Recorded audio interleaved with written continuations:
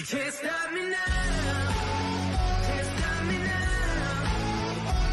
My feet have come too far for you to tie them to the ground. You can't stop me now. Can't stop me now. Set my sights on where I'm going at. Ain't turning back around. You can't stop me. Good evening and welcome to the Psychic Coffee Shop. I'm Aeson Knight. Of course, with me tonight is the lover boy himself, the lovely Cubby himself, Jackie Joe. How are you, darlings? I'm doing great. How are you? Great. Somewhat upset. Oh, you're somewhat upset. Well, first, don't we need to say, I don't know, Happy Valentine's Day to everyone? Well, yes, happy Valentine's Day to everyone, Okay. but I'm a little upset. Okay. My arrows didn't come in this year. Your what? Arrows. Your arrows? Yeah. Why do you need arrows? Yes. Okay. What are you doing? Nobody gets to shoot people. I should be able to shoot people with arrows. No, that's not how that works. We add that to the flamethrower list. Thanks, flamethrowers, and now arrows. Like you've killed archery now. Thank you. He has. I just want some arrows that could be useful to shoot people, especially boyfriends. Excuse who me? Do not understand Valentine's Day. Who do not get the memo that if you have gone out with a date within the last 30 days, that woman deserves flowers. Truth. I mean, at least try. I mean, basic, send a damn text message. Yeah. That's really basic, but that'll. Oh, I don't know. Some people struggle with it. I don't think it's just women. If you've dated anyone in the last 30 days, and seriously, do something. Yeah. If the date went well, right. Or if you've been dating for 30 days, let's put it that way. Exactly. Don't go crazy though. Now that's the flip side. There's a lot of people that get into a brand new relationship right before Valentine's Day. And then I don't know what the hell is wrong with them. They set the bar too high. Right. You know what I mean? If you've only been dating for 60 to 30 to 60 days, right. Be careful. Right. If you're buying $1,000 worth of jewelry and you book the most expensive restaurant in town and you know what I mean? Right. Too much, way too much for a 60-day relationship. No. Nope, sorry, that's a 1 year or more. It is, and it's simple. They want candy, they want flowers, they want a text message, they want a phone call, they want a Facebook status. Those would be perfectly good. Absolutely, and if you already know that there's a Mrs. with or a Mister, or an other they them, with your beloved. Your day's is what? The 28th? 28th. Yes. No. If no. Don't even get upset. Don't. No. You knew. Yes. You get Boxing Day, you get Meta Day, which is the 28th. If you're a male, it's March 14th. It can be. It is. It can be. Okay. This is not complicated rocket science. Although I really do think I need to write a book called How to Be a Mistress, because apparently it's a dying art. Well, and more, it's like the death of common sense. Well, it's the death of, conversation. It's the death of understanding exactly what you're getting here. Well, and generally speaking, and I'm just talking like rational self-interest. If nothing else, have some rational self-interest. Right. Um, think it through. Right. You're gonna tick off like today of all days. Right. You're gonna chance ticking off the spouse. Right. Like, I'm sorry. That means that, any potential opportunity you had Mm-hmm. is going to die quickly. Right. Like, not to mention, like, if they've got money, they won't after this divorce. Well, not to mention, don't be stupid. It is not your relationship. Right. Okay. Very true. Very true. Very true. All right. So you have one in your box there about this, and I'm getting worried because this is only in Ohio. Okay. So, yeah, we had an Ohio train derailment. Mm-hmm. So Axios brings us what we know about the Ohio train derailment. And so hundreds of people evacuated an Ohio town after a freight train carrying hazardous materials derailed on February 3rd, and the company was forced to vent and burn carcinogenic chemicals from crashed train cars. So the Norfolk Southern train was pulling at least 5 tanker cars containing vinyl chloride, a colorless but hazardous gas used to produce PVC plastic and vinyl products. Norfolk Southern officials said some of the cars carrying the vinyl chloride were not breached during the crash, but were at risk of exploding. So crews released and burned their contents on February 6th, creating a massive smoke plume above the town for several hours.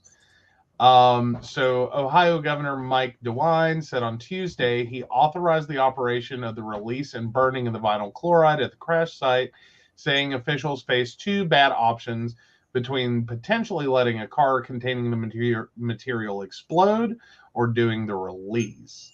Mm-hmm. So now all this apparently traces back to a mechanical issue with an axle on one of the 150 cars that it's believed to be the cause of the derailment of at least 50 train cars. Though the National Transportation Safety Board has not yet made any official determination of cause. Mm-hmm. So go for it. Well, see, what worries me is we are in West Virginia. This is in Ohio. We have a downward slope currently in the what is that air current thing? So where the hell's those clouds going that they've just Yes. burned off? Yeah. Yeah. All right. They still have not been able to let some people back in. There has been reports of asthmatic symptoms. Asthmatics are going insane. They're also, and when I say insane, that means they're having to use their inhalers. They're probably on oxygen. If you are in this area, go for vacation. Get an Airbnb and stay out of town for a month if possible. Yeah. 2 days after the company vented and burned the vinyl chloride, East Palestine residents who evacuated were allowed. East Palestine. Oh, I'm sorry. Just sometimes, Yeah, you just can't make this up. Residents who evacuated were allowed to return to their homes, but have complained of smells, headaches, nausea, and other ailments, according to the Washington Post. Acute exposure to high levels of vinyl chloride, a classified human carcinogen, in the air has been linked to central nervous system effects, while chronic exposure has been shown to cause liver damage, including a rare form of liver cancer, according to the EPA. When vinyl chloride burns, it decomposes into hydrogen chloride and phosgene. According to the International Program on Chemical Safety, phosgene is highly poisonous and was used extensively during World War I as a choking agent, while hydrogen chloride is irritating and corrosive to any tissue with which it comes into contact. Oh, that's just lovely. So the EPA on Sunday said it had not detected any, quote, levels of concern, end quote, of hazardous substances released during or after the crash, though the agency is continuing to monitor the air throughout East Palestine, including inside at least 210 homes. So they're also investigating soil and surface water contamination near the crash site, had collected spilled material in a nearby stream, Sulphur Run. It just gets worse somehow. Because Sulphur Run sounds like you already knew you had a problem with that river when you named it. Mm-hmm. Well, that stream, excuse me. Right. So it said Norfolk Southern had installed a dam and water bypass system in the stream to prevent contamination of downstream waters, though it did not say when they were installed. In a letter sent to the company on February 10th, the EPA said substances released during the incident were observed and detected in samples from Sulphur Run, Leslie Run, Bull Creek, North Fork, Little Beaver Creek, and the Ohio River, and were also observed entering storm drains. Yeah, and we don't know where those storm drains go to. Well, the fact that it's in the Ohio River. Yeah. Well, there's a lot of things in the Ohio River, okay? Well, I know. We could possibly, I don't know, find, a few cars, a couple bodies. Yeah, well, don't add. Monster. Can we all just agree? Don't add. Yes. Don't add. Yeah. So yeah. Meanwhile, Norfolk Southern's response to the community, it has so far completed more than 400 in-home air tests with the EPA, which have not shown any detection of substances related to the incident and does not indicate a health risk. The company said on February 13th, it has donated $220,000 to the town's fire department to replace breathing apparatuses used by firefighters, $25,000 to the Ohio Red Cross to support a shelter set up at East Palestine High School, and around 100 air purifiers for residents. It also says it is awaiting results from samples taken from the East Palestine's drinking water supply wells, drinking water system, and private wells in potentially affected areas, and has started excavating soil from the crash site and would sample the soil before disposal. Well, it's going to have to do more than sample. They're going to have to concrete it, okay? Like, this stuff is nasty as hell. In the ground. And, this is the same train company that hid safety violations. Mm-hmm. Okay? And ran during the pandemic just to be running on one of the major airlines. Mm-hmm. Well, yeah, but then again, Norfolk Southern is still a major operator who handles a lot of chemical transport. Mm-hmm. Well, I mean, they handle a lot of transport, period, but a fair number of that, or amount of that, is going to be chemical. Mm-hmm. Especially between West Virginia and Ohio. Right. So, yeah, it's not surprising. It's one of those moments, though. We all get concerned when we start talking about, like, Mountain Valley Pipeline.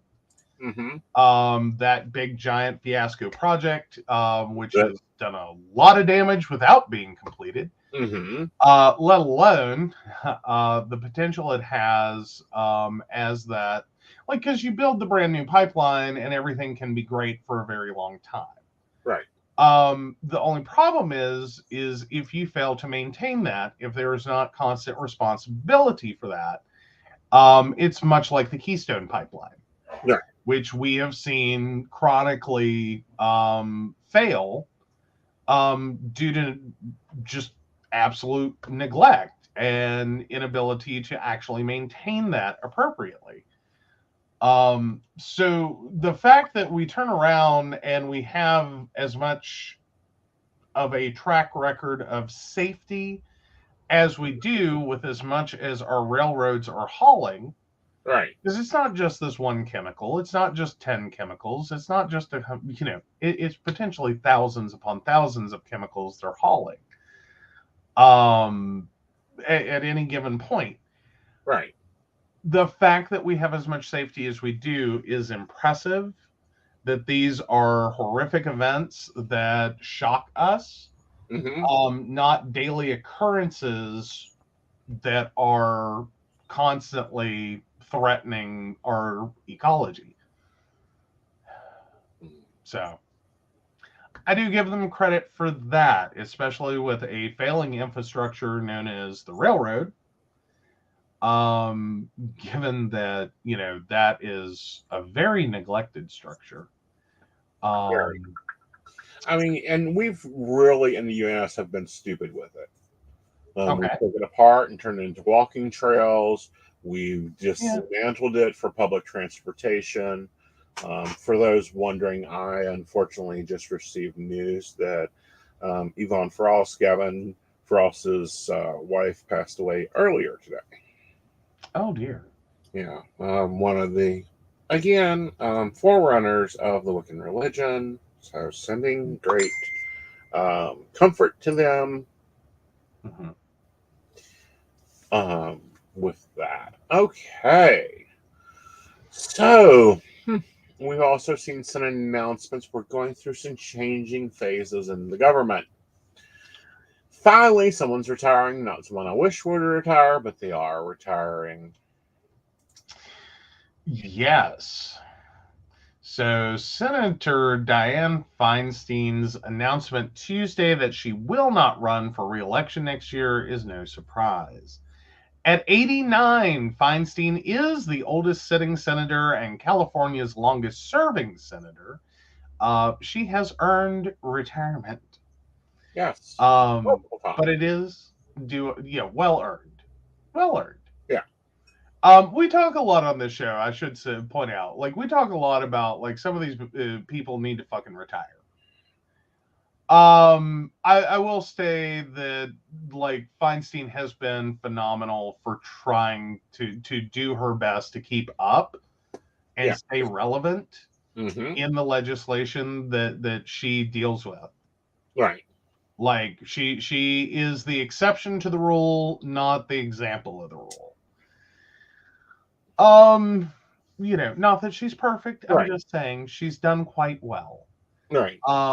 So yeah, nevertheless, it's a loss for California and the country. Few elected leaders can match Feinstein's record of achievement over the decades or her steadfast commitment to championing the causes most important to Californians: environmental protection, gun control, and immigration reform, to name a few. Feinstein was a trailblazer in California politics, forging a path for other women to win office. In 1969, she became the first woman elected to the San Francisco Board of Supervisors. She became acting mayor of San Francisco in 1978 after the murders of Mayor George Moscone and Supervisor Harvey Milk, and went on to be elected as mayor, the first woman to do so.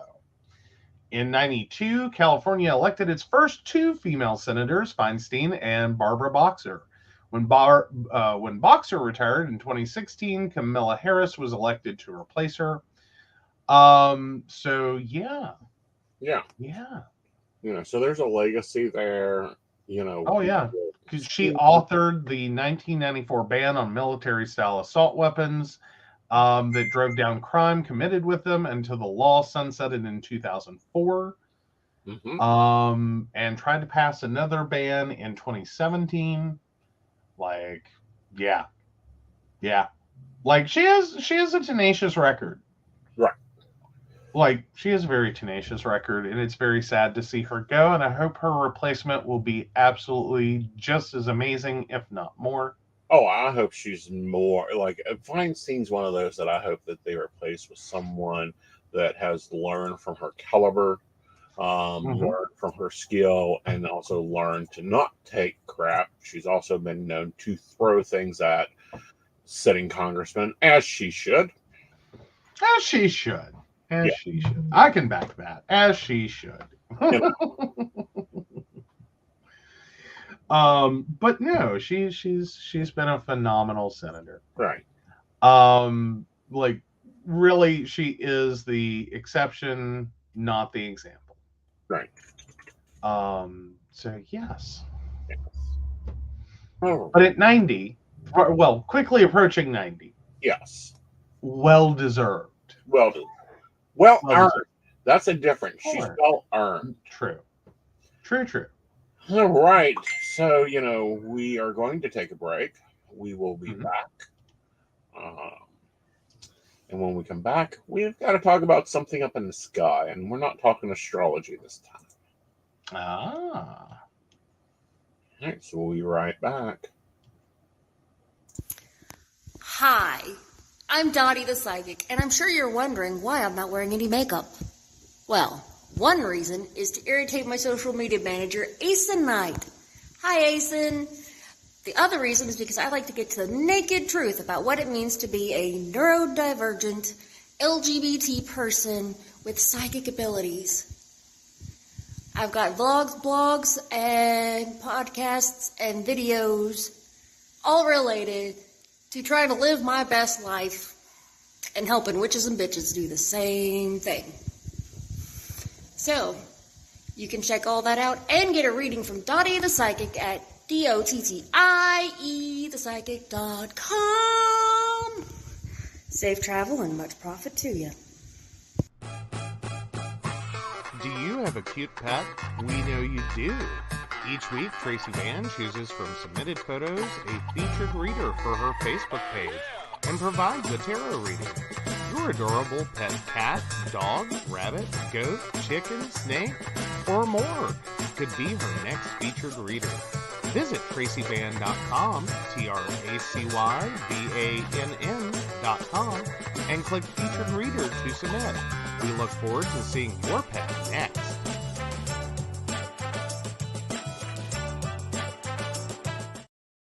Hey everybody, Lady Gwendolyn here, and I am here to tell you how to get in contact with me and a little bit about what I do. I am the High Priestess that works with shadow work to help you grow and heal.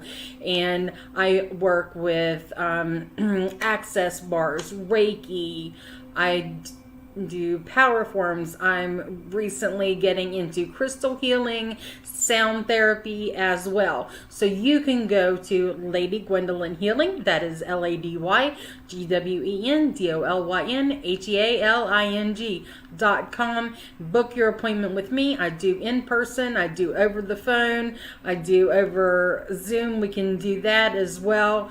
My main goal is to help you grow and heal, because I've been there, I'm still going through it, and let my strength help guide you. See you soon. Hey everybody, Natalie here from The Pendulum's Path. If you are in need of guidance, direction, spiritual connection, healing, or more, you have come to the right place. I have worked as a psychic and a medium for over 3 years, connecting people from all over the world with their loved ones, giving them insight and guidance into their current situations, their past healings, their blockages, and what they need to know in order for them to have a better future. It would be my absolute honor if you would come to my website at www.thependulumspath.com. Visit my shop. I have a whole bunch of crystals, oils, balms, mystery boxes, and more. And visit my services. I offer 15-minute, 30-minute, and 60-minute sessions. I also have email readings available if you're not comfortable with the one-on-one session with me, or if you just want to try me out. I encourage you to come visit me at the Pendulum's Path, and let's get you back on the right track today. All right. Welcome back. Yes. So this past week, there's been a little bit of a new thing in the news. And I really think they're testing to see what is going on in our airspace, where they can get through, and if they can get through. Yes. So, yeah, CNN Politics brings us, here is what we know about the unidentified object shot down over North America. Oh, this will be fun. A high-altitude object was shot down near Lake Huron on Sunday afternoon, marking the 4th time in just over a week that the U.S. military has taken down objects in North American airspace. On Saturday, an unidentified object was downed over northern Canada, a day after another object had been shot down over Alaska airspace by U.S. F-22. Last weekend, a Chinese surveillance balloon was taken down by F-22s off the coast of South Carolina.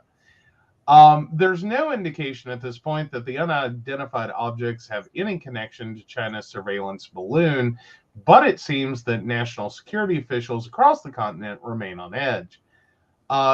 Democratic Representative Elisa Slotkin of Michigan said Sunday that the operation to down the object near Lake Huron was carried out by pilots from the United States Air Force and National Guard. CNN initially reported that the object was shot down over Lake Huron based on what sources said to CNN and a public tweet by Republicans, Representatives Jack Bergman of Michigan.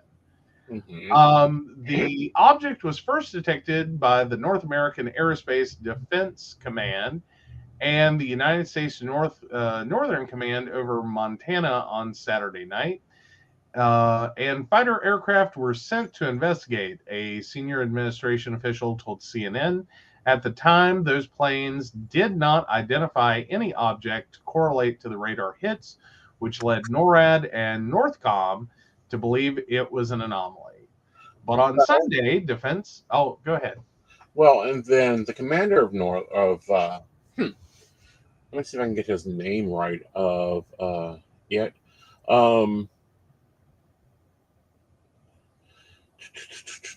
20,000 feet. Military commander said it was a gaseous type of balloon or some type of propulsion system. He added, "We could not rule out the object as being extraterrestrial. This is the latest object taken down over Lake Huron near the Canadian border. Has been described by the fence officers as an unmanned octagon structure that with strings attached to it. It was drowned literally while we were in air with mountain bears. And this incident raises further questions about high altitude objects being shot down over the North America. In these months, U.S. Commander General Glenn Van Heck said that there is no indication of any threat. I'm not going to characterize them as balloons. We're calling them objects for a reason, he said. What we are seeing is very, very small objects that produce a very, very low radar cross signal.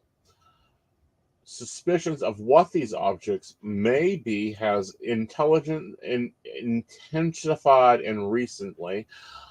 I will let the intelligence community and the counterterrorism community figure that out, Glenn Van Heck said. When it's asked if possible if the objects are alien or extraterrestrial, I haven't ruled out anything at this point. Hey, there you go.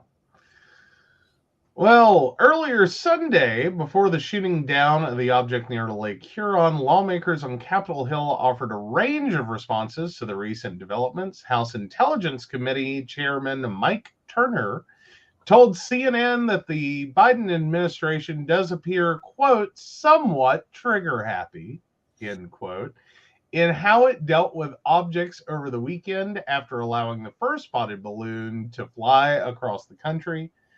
Again, difference in the objects. Mm-hmm. I really don't think you can emphasize that enough.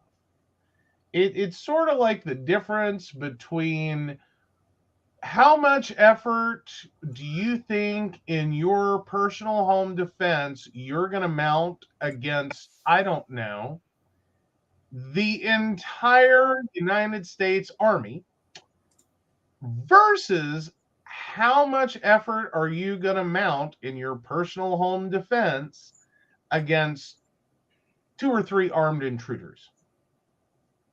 Like, it's a big difference. Big difference. So. Like, something the size of a small car being shot down poses much less of a threat than something the size of 3 school buses. That's a huge difference in size. Right. So, yeah. Yeah. So, are we being invaded by aliens? No. Do I think they're testing our defenses and seeing exactly where they have options to get items through our airspace? Like, I don't know, those drones and everything else? Yes.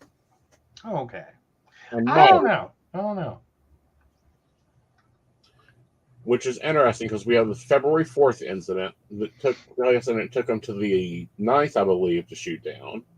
Then we have the February 10th incident, the February 11th incident, the February 13th incident, and I believe there was another one today, was there not? Oh, was there? Sorry, I've been on the road, guys. I miss things. Well, it's been a lot of driving. It's been a lot of driving.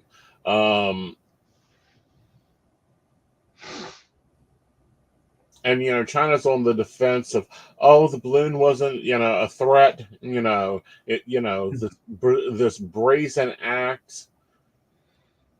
Oops, we lost control. We lost control. You destroyed our equipment.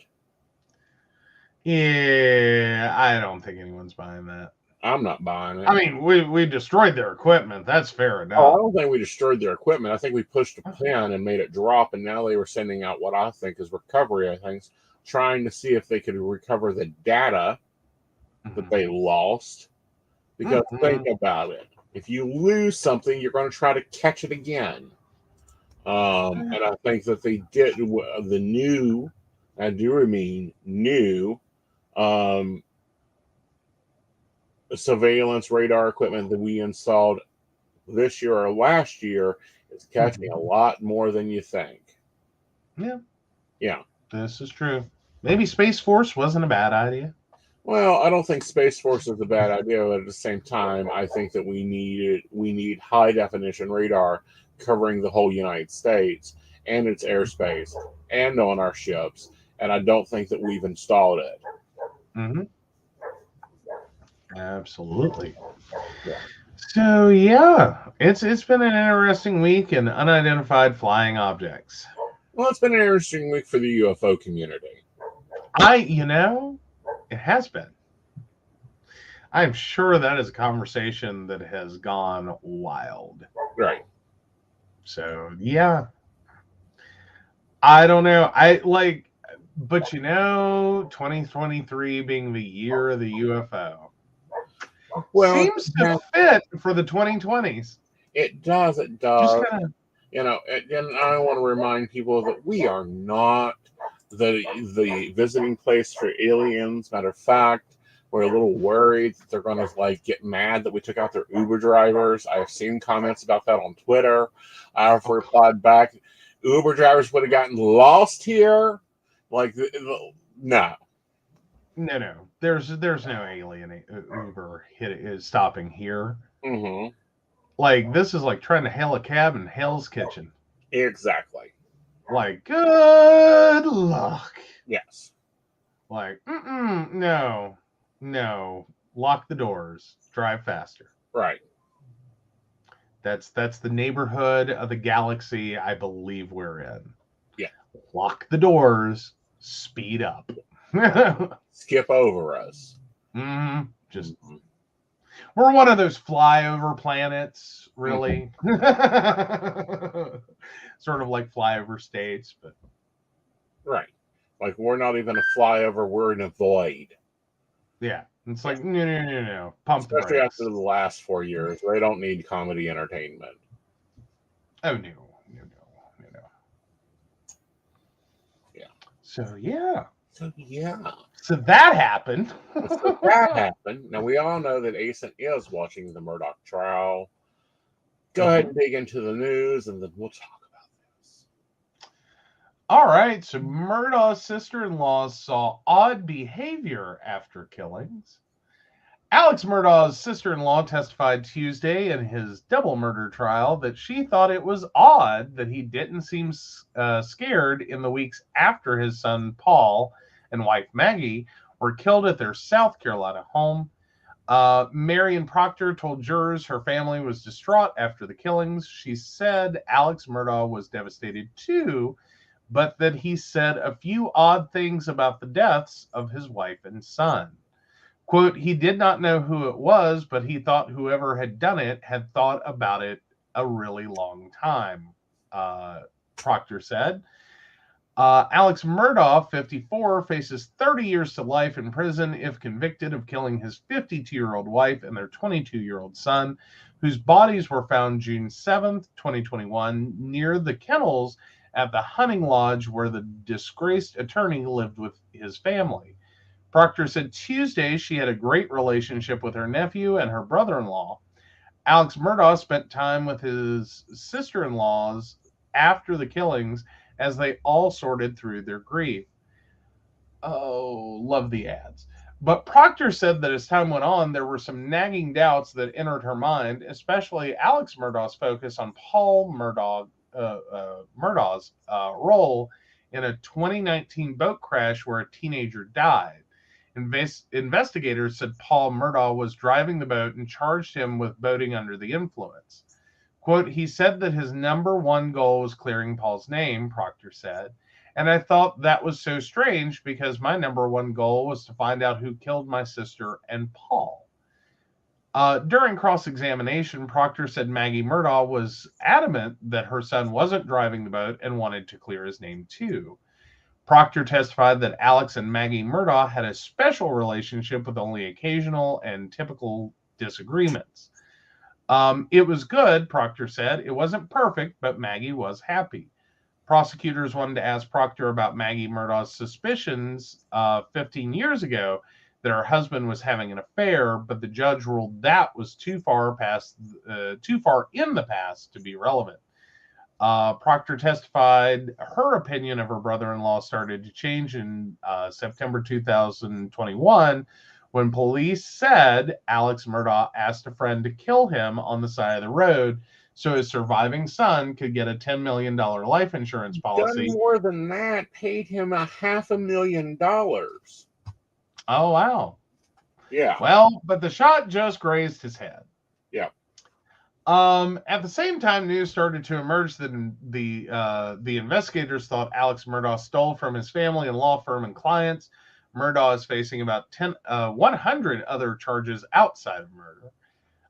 Prosecutors have said Murdaugh killed his family to gain sympathy and then stalled to try to cover up most of those crimes. The defense has said it is absurd to think a seasoned attorney like Murdaugh would believe scrutiny about his life would diminish if his wife and son were brutally killed. Earlier Tuesday, prosecutors called their 53rd witness of their case. Dale Davis lived down the road and fed and took care of the family's dogs at their kennels. Davis detailed where he kept each dog in the kennels, how and where water would pool when he washed out the kennels, and how he made sure the water didn't pool near the feed room because it was rotting the wood. So yeah, okay. So this just kind of digs into the nitty gritty of the individual testimony. Oh, good grief. Well, and see, here's the thing. I if we ever get a dog keeper, I want this dude. Okay. He knew the dogs. He knew what food they ate. He knew how often they fed. He knew where the water pooled at. He knew down to everything. And he was very picky about how his hose got put up. Okay. As you know, in South Carolina, where it's hot, if you do not put the water hose up right, it will split. Okay. So he detailed all that, and he looked at the picture. He's like, nope, dogs are in the wrong kennels. They're in the wrong spots. Miss Maggie wouldn't like that. Oh, that water hose, I didn't do that. Yeah. So something occurred. That's what he testified to. Something occurred because everything's wrong. Well, not only that everything's wrong, but because the defense has been trying to say, oh, they were down there cleaning the kennels. He's like, no, I cleaned the kennels before I left. Like the kennels were cleaned at 4:30. Everything was dried out, and and could tell that like who had not done it. Because him and Maggie apparently they done things the same way. She was very particular about where her dogs went, kind of like we are. This is the neighbor and Maggie Murdaugh. Yes. Okay. Yeah. Just wanted to clarify. Yeah. Like he was very, and it was just amazing his member because he'd look and go, nope, that dog's in the wrong kennel. That one's in the wrong. Miss Maggie would not have done this. And it's kind of like, walking into my office and not seeing a coffee cup or two in here. In here. Just 2. Yeah. So yeah, no, impressive testimony, I'm sure, but at the same time, fundamentally what I hear is that someone did it wrong. But they did something. Right. Involved the kennels that night. That's what he can testify to. Right. Because I don't think he can specifically say, well, you see, the way the hose is put up, it was obviously Alex. No, because Alex never done the chores. He made that also obviously clear. Okay. So if Alex never took care of the dogs because he was too busy or it was beneath him, that would be like you trying to handle Gizmo on a hike. Okay. You'd be able to do it, but you'd come back dead tired and ready to kill him. I don't know. It may go better than you think. Yeah. But you in the New River. Oh, so I do find it interesting. There's this little segment here at the very, I believe, very end of the article. Yeah, very end of the article. There was no mention of COVID-19 in court Tuesday. On Monday, 2 jurors were dismissed after testing positive for the virus, and the clerk of court also has COVID, leading to worries that the virus has been spreading through the courtroom and could cause a delay or a mistrial. Yes, it's very possible. Oh goodness. But no, this one. Like, can anyone even stomach watching a second trial? Well, I think it would be a lot different trial, and here's why. GM finally ponied up their evidence. Because he was driving a Chevy Suburban that had OnStar on it, so it's geo-tracked the whole 9 yards, right? However, GM's like, oh no, we ain't got that. We ain't got that. We ain't got that. We ain't got that. We don't have the data. We don't have the data. There's no data. Yeah. Suddenly, after they're called out on national TV over the weekend, they suddenly found it. I wonder what that's doing for GM. Well, I'm wondering where the fuck the data was for a year because the FBI tried to hack it for a year and couldn't. Well, yeah, but I mean, there's a few things going on there, though. Like, now that, like, you basically just gave up the whole thing that yeah, you're being tracked while you drive your OnStar-enabled vehicle. Which, not like anyone's surprised, like, we kind of figured. Yeah, shut up. But there was at least a hope that they were, purging that data at different points. Like how much they retained, how much of it was like minute to minute. Like, yes, we can find your location, but we do not plot it. Right. Like, we're not sitting here gathering data that will tell us that every Tuesday at 4 you're banging your secretary, and every Thursday you pick up like fruit at this roadside stand. Right. But yet, what they basically just divulged in this case is like, nope, we're doing that. Right. We're gathering all kinds of data on you, and we're not getting rid of it. Right. We can lay our hands on it. We just got to find it. Well, I think that might be the bigger caveat there. Right. Did they have to find it, or did they have to determine they were willing to divulge that that's how they're handling the data? Because there's going to be a lot of consumers that are sitting here wanting to know some things. Well, not only that, but as a consumer, yesterday's trial was very interesting about, the Android phone and how much it records versus the iPhone and how much it would record, because Apple did turn over that location data. And it's very interesting that Android actually Like, they had to shut the Android down to keep the data Mm-hmm. before they could back it up, and iPhone just stored it in its cloud. Mm-hmm. That's scary. Yeah. Well, for the iPhone, that is part of the convenience. Right. Is that it is a phone very much attached to iCloud. Mm-hmm. Like, everything is getting backed up constantly. Right. Versus Android, which you can do that. Right. But what it backs up and how it backs it up and if it backs it up is always subject to, like, well, maybe. And what I also find interesting is neither Apple or iPhone threw a stink over turning over the data. Oh, no, they knew better. Yeah. Like, But yep, we have a lawful GM, subpoena. Here you go. Oh, GM, the one that, the United States still owns like 70% of their fucking stocks, could not find the data.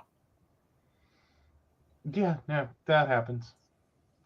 Now, I think even more frightening in this case is that, I'm sorry, the FBI was hacking GM trying to get a hold of the data? They were hacking the software trying to crack it. Okay. As in to get it out of the vehicle itself? Right. Okay. Sorry, because there's a big difference between, are you hacking OnStar, the physical company, No, you're hacking or are the you device, hacking the car, because trying to they get the kept saying car the to do it? device stored the data. Mm-hmm. And they're like, okay. Because we can't find it anywhere in the device. Yeah, it's not in the software. Yeah. And fundamentally, it's not gonna be. Mm-hmm. Like, yeah, your car isn't that smart.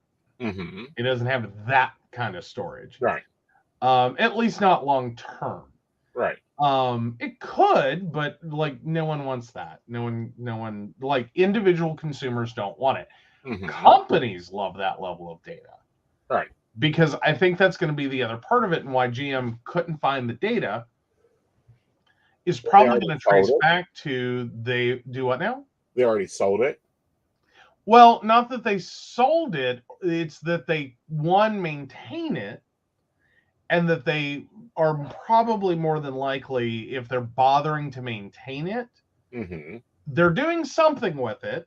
And what would be the most obvious and make the most sense would be to sell that data, hopefully aggregated and not, specific to individual consumers, and like clearly identifying individual consumers. Though then again, you drive your car between home and work, it didn't take a rocket scientist to figure out between those 2 points, Right. who you might be. Right. It's kind of the insanity of, like, Google at one point opened up their data set for search histories, Mm-hmm.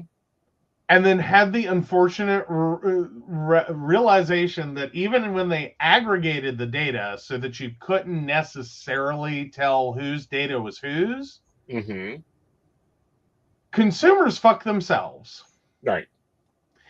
Because, like, they anonymized the data, they tried to make it, unidentifiable. Right. Consumers will search their own name on Google. Consumers will use their own address or plug their address in, like to find out their home value or as part of, like, directions.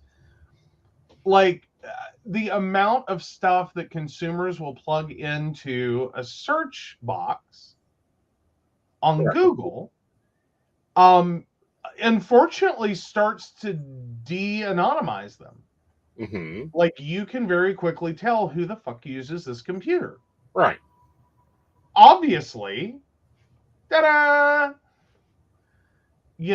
Like, you can look at someone's search history and very quickly figure out who's using their computer. Mm-hmm. Like, it's insane. So that was a project, I think probably a decade or more ago, that Google did that and then went, oops, we're sorry. We never contemplated the way you guys were searching the web. Right. As an unfortunate factor in your anonymized data wasn't quite as anonymous as we thought it was. Right. because we didn't scrub the search results to take out things that were clearly identifying. Right. But yeah, it was weird. There was a while there you could find your own self in Mm-hmm. the data. Right. And it was very, quick and easy. And it was like, are you kidding me? Like, holy crap. Right. And it's like, okay, Google, what are you doing here? Yeah. That's part of why Google's gotten so like, I can set timers for you. Help you. I cannot wait till we can name them, because I'm naming the Google's Jeeves, just because I always wanted a butler named Jeeves. oh, come on. You could have had a phone there. Well, wasn't there a phone device it was an Android device that used Jeeves. Yes. Oh, dang. I think it was Samsung, wasn't it? Mm-hmm. Yeah. Not the best AI ever made. Right. But still, you could have. Yeah. Oh, but yeah. And it's just different. Yeah. But I'm still wondering how GM's gonna field all the wonderful questions they're gonna get after. Well, I'm wondering how they're going to field why it took them over a year to cough up this data. Like, I think that they should be fined for, what is it, delaying a subpoena? Because it was subpoenaed. Mm-hmm. Defying a subpoena. I think they should be fined. Yeah. I think that the U.S. government should move quickly to make sure that the company holding stakes in operates with law enforcement. I mean, fair enough. I'm just sitting here going, sometimes, though, it's one of those catch-22s. They cough up the data. It's where the hell has the data been? They don't cough up the data.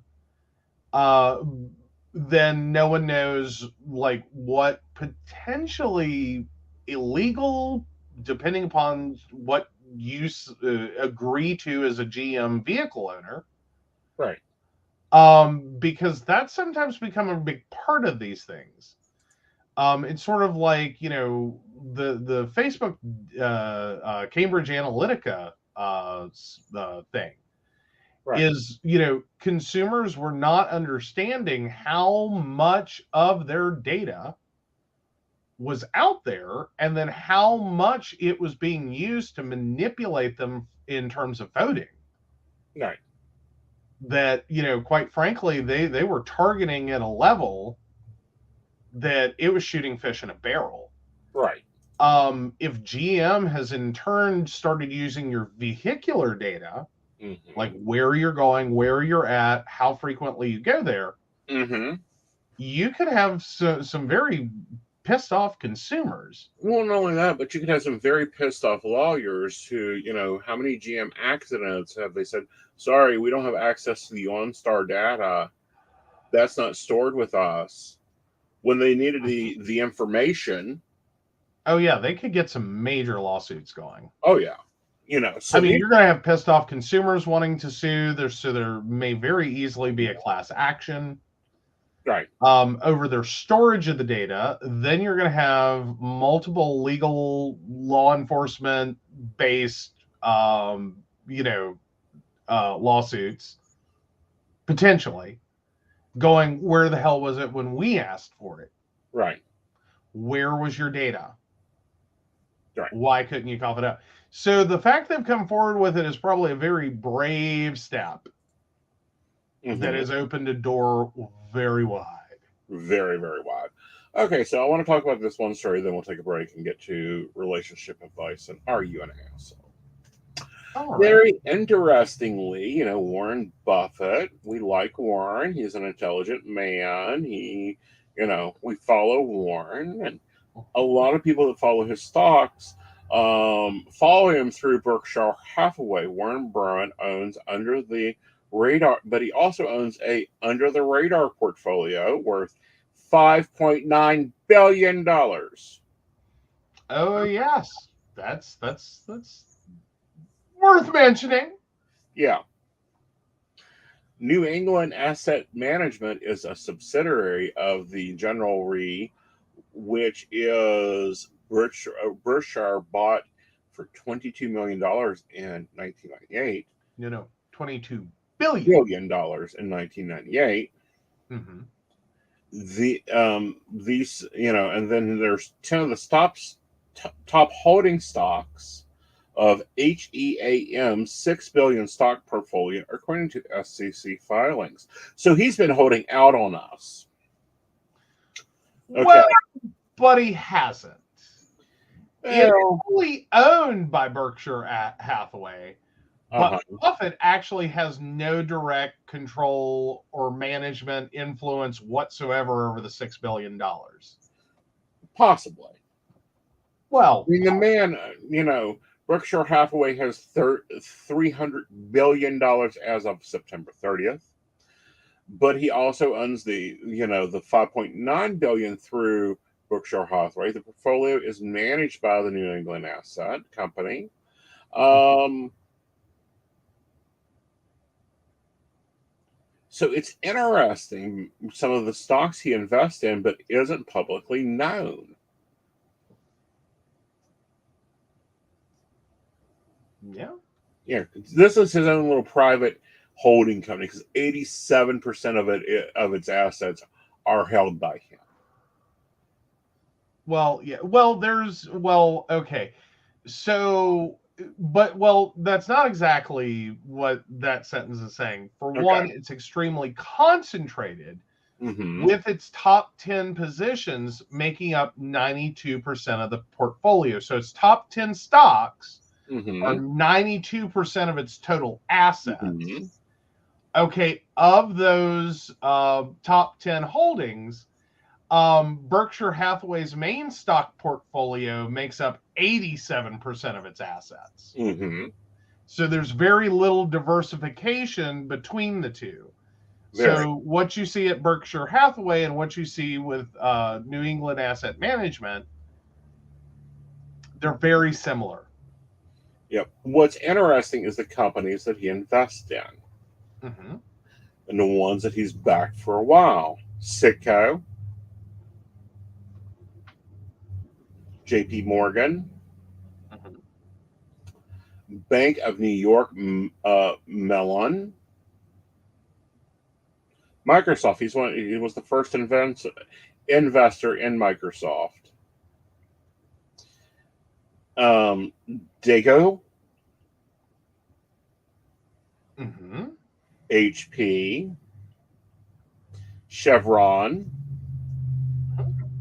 U.S. Bancorp, U.S. Bank, Bank of America, and he's number one holding Apple.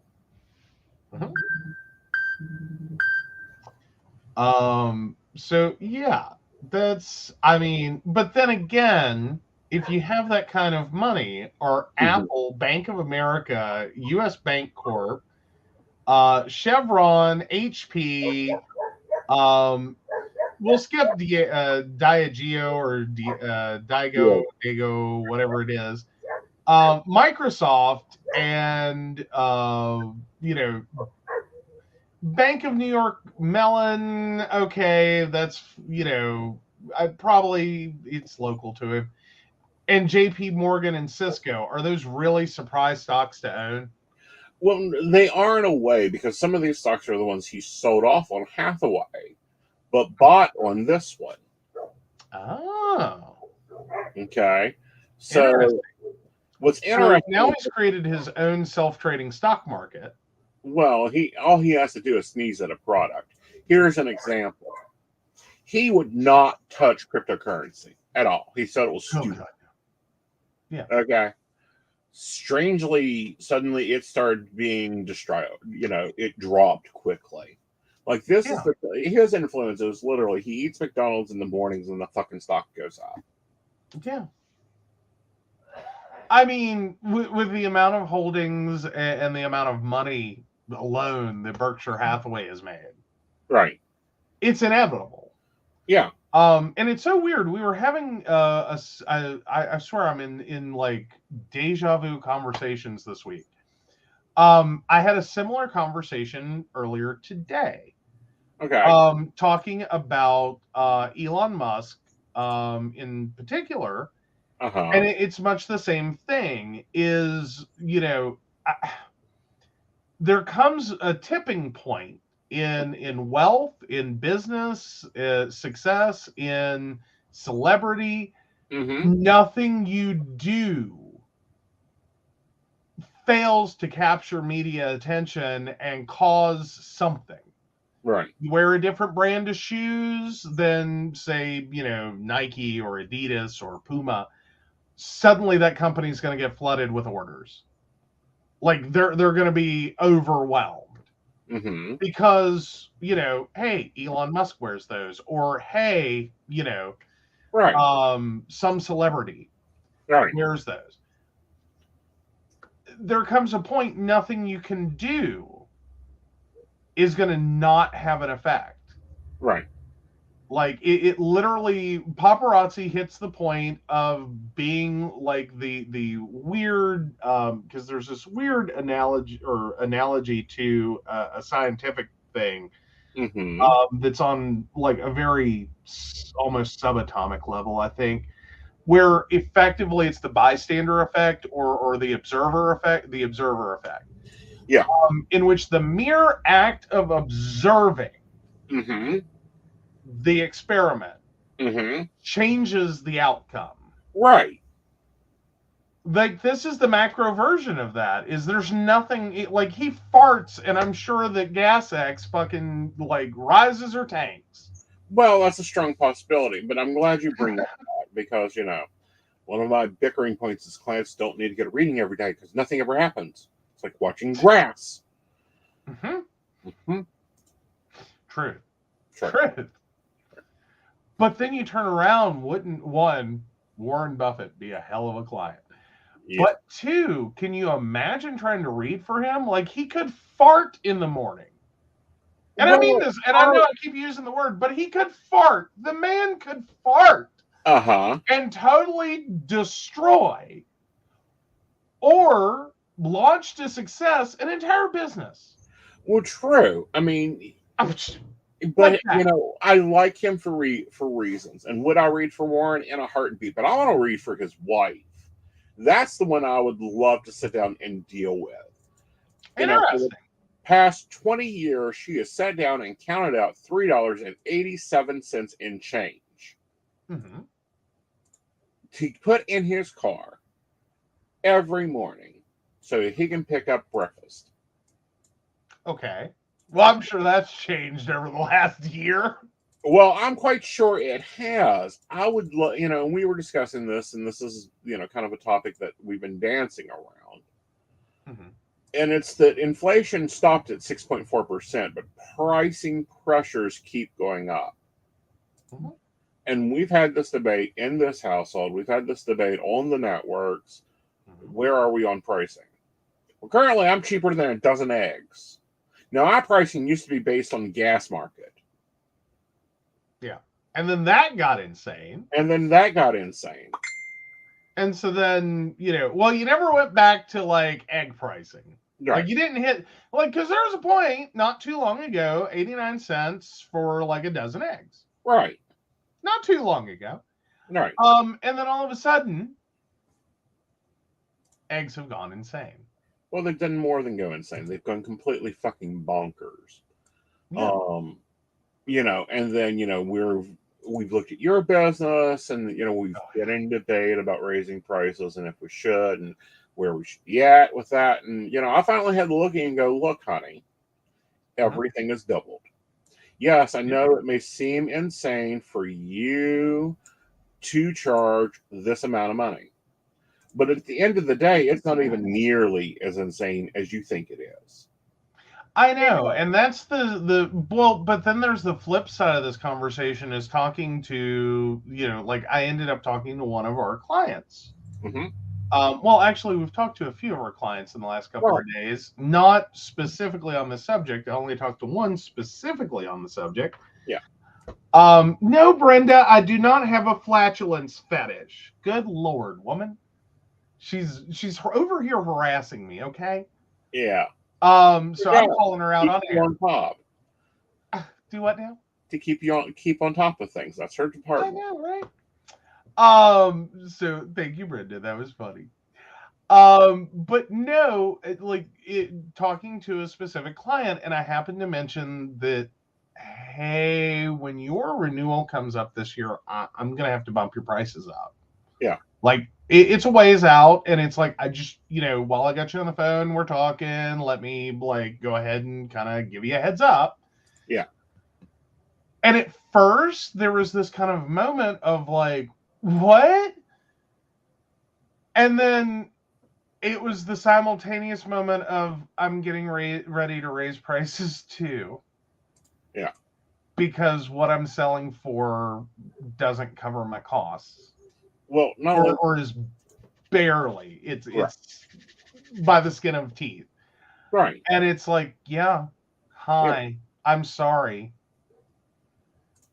I've tried to hold prices, and especially for some clients, they've gotten some grandfathered pricing. Mm-hmm. And it's just it's gotten to a moment the expenses of the business. Mm-hmm. Granted, yay, success. I've brought in more clients last year, but my expenses tripled. Right.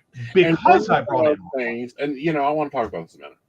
Then you have things like our newsletter program that I use, most of our clients use. Well, now they've decided they're going to charge. Oh yeah. That was fun. Yeah. I give them credit. Oh my God, though, that company has been around for I don't know, 15 years or more? At least.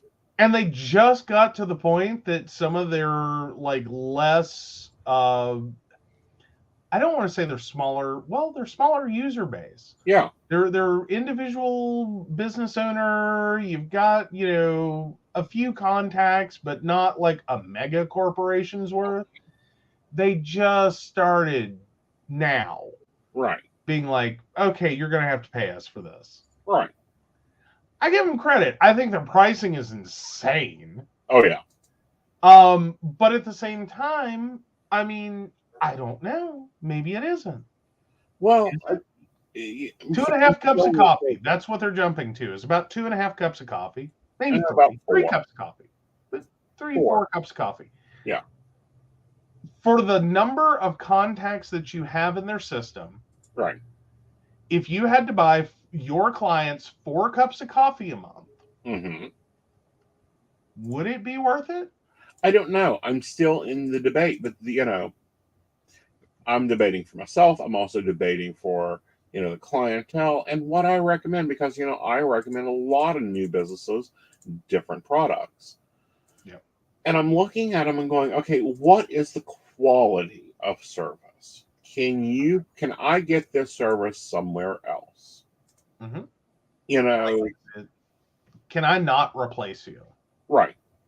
Right now I'm trying a social program and I'm loving it.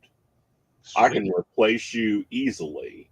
And it does things so you guys will hopefully be seeing the return to social media, because that's another one. For years we were with Hootsuite Social Media Management, recommended to them, brought clients to them. Well, and we were set up basically at one point. We were, and this was very beginnings. Mm-hmm. We were running multiple companies' socials right through that program. Right. And then all of a sudden, their pricing went insane. Right. And to do what we were doing. Well, and it went from $20 a month, $25, and we got in at the company when it was new. I had a grandfathered account. Mm-hmm. And it went from $25, $30 a month to $85, and you can only do so much. Right. And to go to the level that we were currently operating at was going to be hundreds per month. Dollars. And that was, again, at a point in which, we had clients and we had multiple accounts set up and we were doing a lot of things. Yeah. But we weren't generating enough income. Right. Well, it wasn't the expense for the social media management. Right. It wasn't doing enough income. And a lot of people have now switched away from that company to using other companies. A lot of even social media managers are not using the software. Oh yeah, like they had to abandon it because their agency pricing was insane. Yeah, it's almost $2,000 a month, and I'm sorry, my dinner is not that important. Well, and that makes sense if you're an agency Mm-hmm. that's running like Wendy's, Right. But what I and think they're trying to do is force out the freelancers in general. I really think like MailChimp and Hootsuite are trying to force out the freelancers. and it doesn't make any sense. Well, and small businesses, period. And we were moving towards a point in which we could recommend to our clients, hey, go buy this. It's like, $20-$30 a month. Right. You can do all these things. Like, I think if I remember right, that was our end goal after their first year was to, okay, now you can go get your Hootsuite. Like, it's paying for itself. Right. Like everything we were suggesting and had set up, it was going to be to a point that like it's going to pay for itself. Right. Like this is self-sustaining. You're going to get at least enough clients off of the products we're recommending. Right. At least enough to cover your expenses and more. Right. Without it being like, oh my God, like I can't eat. Because I'm paying all these expenses. Right. But no, we went through that with a few products. We had that with the scheduling software because originally you could set up as many people under you as you wanted to. Yeah. And then there was a break that no longer allowed that to function. Right. And it started just because they decided, that was dumb. What we should have done is this, and then they did that. And when they did that, it broke everything. Right. So yeah, we went through that with social media. We've gone through it with scheduling. We've gone through it with a few products. We have, and that's a very big part of the psychic business. Especially nowadays. Social media, a top on my priority list because, sorry, I have proven facts that if I do not post it, I am taking appointments. Nobody thinks that I'm working that day. Yeah. Well, and that's a lot of the new business world. Right. Is social media engagement. And it on one hand, I have to say it sucks. Right. Is that it's no longer someone drives past your business and did they see your open sign? Right. No, then they kept driving. Right. They're not even getting in their cars. Right. They don't care. They're not going to your website. They're searching online. What is your engagement? Do you look open online on Facebook, Twitter? Right. Facebook at least. Like if nothing else, do Facebook. Pardon? Instagram. Very useful. Yeah. And it's also how customers are finding businesses. Yes. Like, again, they are exploring their neighborhoods. They are, but they're exploring it more like Pokemon Go and less get into a vehicle and go drive around or park somewhere and walk. Right. That's not how they're exploring their neighborhoods. They're exploring on Google. Right. And this is a problem in West Virginia. Yeah. A huge one. Because we have a lot of businesses that are not online. You cannot find any social presence online. Right. They don't exist. They like some of these businesses don't even really exist in Google unless a contributor puts that information in for them. Right. And says, oh, hey, there's this business over here, and here's its address and a photo, and does all the legwork for them, and then they have no control over it. They don't know what the hell's going on. They don't even know they're there. Right. Until someone says, oh, yeah, I found you through Google. And they're like, how the hell did you do that? Yeah. Like, yeah, it's today's advertising. It is like, and there's an entire generation, because, like, I'm an elder millennial. Mm-hmm. Most of the millennials are still familiar enough with the idea that they're looking around physically. Right. There's a generation coming up behind us that are like, if it ain't online, it doesn't exist. Right. Are you online? No, you don't exist. Right. You don't exist. You do not exist in a way that I am familiar with. Right. This is the generation that will never touch a phone book. They have no clue what this is. Yep. This is a generation that wants to know why the save icon looks like a vending machine. Mm-hmm. Because they have never seen a floppy. Right. So there are large parts of like the millennial and older experience they have no concept of. Exactly. And so... And I'm an older baby boomer. Well, I don't know a baby boomer. What am I? I am Gen X. Yeah, I'm Gen X. You're a Gen X by like a minute. Yeah, I can still say fuck you. And feel no remorse. Okay, when I said Gen X by a minute, I meant a couple millennia, the last, 15 Gen X's ago. That works. All right, guys, let's take a break, and when we come back, we will be going with finding out if he's an asshole or not. You just love that segue. Yes, that's it.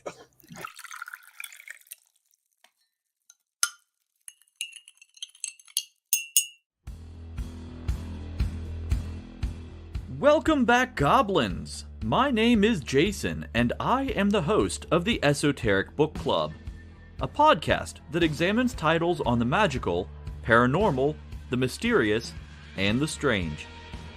I release 2 episodes a month in which I review books on esoteric topics, recap news of the weird, and conduct interviews with authors, practitioners, and experiencers. The Esoteric Book Club can be found on every major podcast service or can be streamed directly from esotericbookclub.org.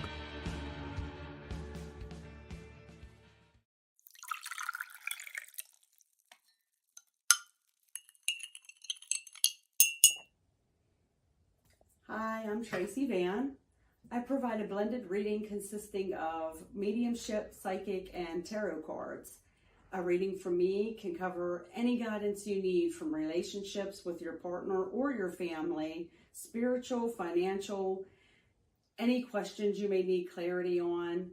If you would like to book an appointment with me, check out my website, tracyvann.com. That's TracyVann.com. I have bookings from 15 to 60 minutes you may choose from. That helps if you just have a quick question, need an answer, or if you're looking for a reading in more depth, I'm here to provide the guidance and clarity for you. Let's just figure it out. Bye.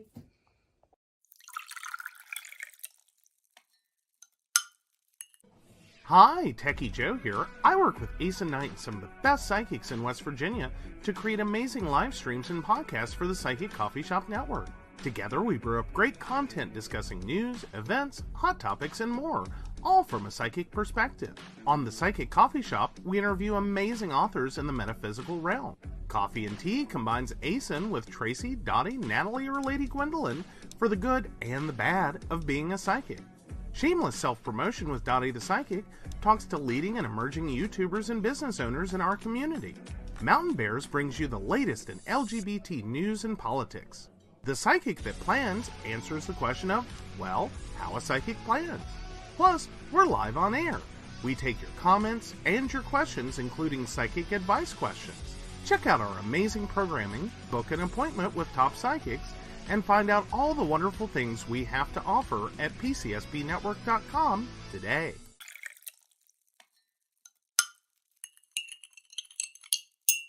Hi, I'm Aeson Knight. I provide tarot readings covering everything from love and relationships to your life questions and your most spiritual answers. And also, I provide a lot of guidance in finances and divorces and all those relationship problems. So, If you'd like to get a reading from me privately, not on air, you can feel free to do so by visiting aesonknight.com and booking your appointment. I also provide on-demand services, so if your life is a little chaotic, you can go ahead and click that call now button there on my site, right for a quick answer question. All right, guys, back to the show. Enjoy.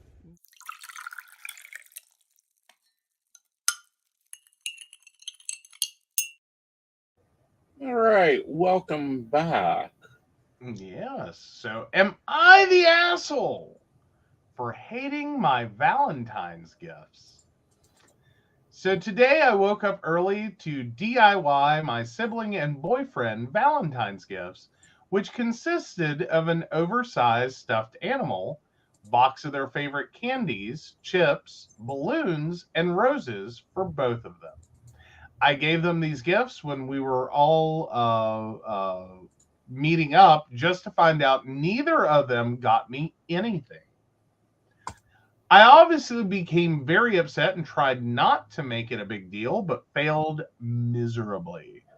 Anyways, they both left and came back with really cute gifts and roses that probably cost more than the gifts I made for them. And I know that in a different circumstance, I would have loved these gifts. But now I look at these gifts and feel like they were forced gifts or had to get you something kind of gifts, which just makes me hate them. Due to this, I'm ignoring my boyfriend and sister. Am I the asshole for hating my Valentine's gifts? No. I have to disagree. You're the asshole. Okay. You're the asshole. Like, I. Here's Here's my thing. Okay, you go. Pardon? Argue your case. Okay. Here's my thing. It sounds like you very much did not give a gift in the true sense of gifting, and you created your own problem. Like you didn't give it in the true spirit of gift giving, Okay. which is with no expectation or strings attached. You made that obvious. They felt bad because they effed up. At least in the situation that you then created. So they went out, got you gifts so that, you know, they could make up for their mistake. But now you're hating them because you created the situation where they felt forced to go get you gifts.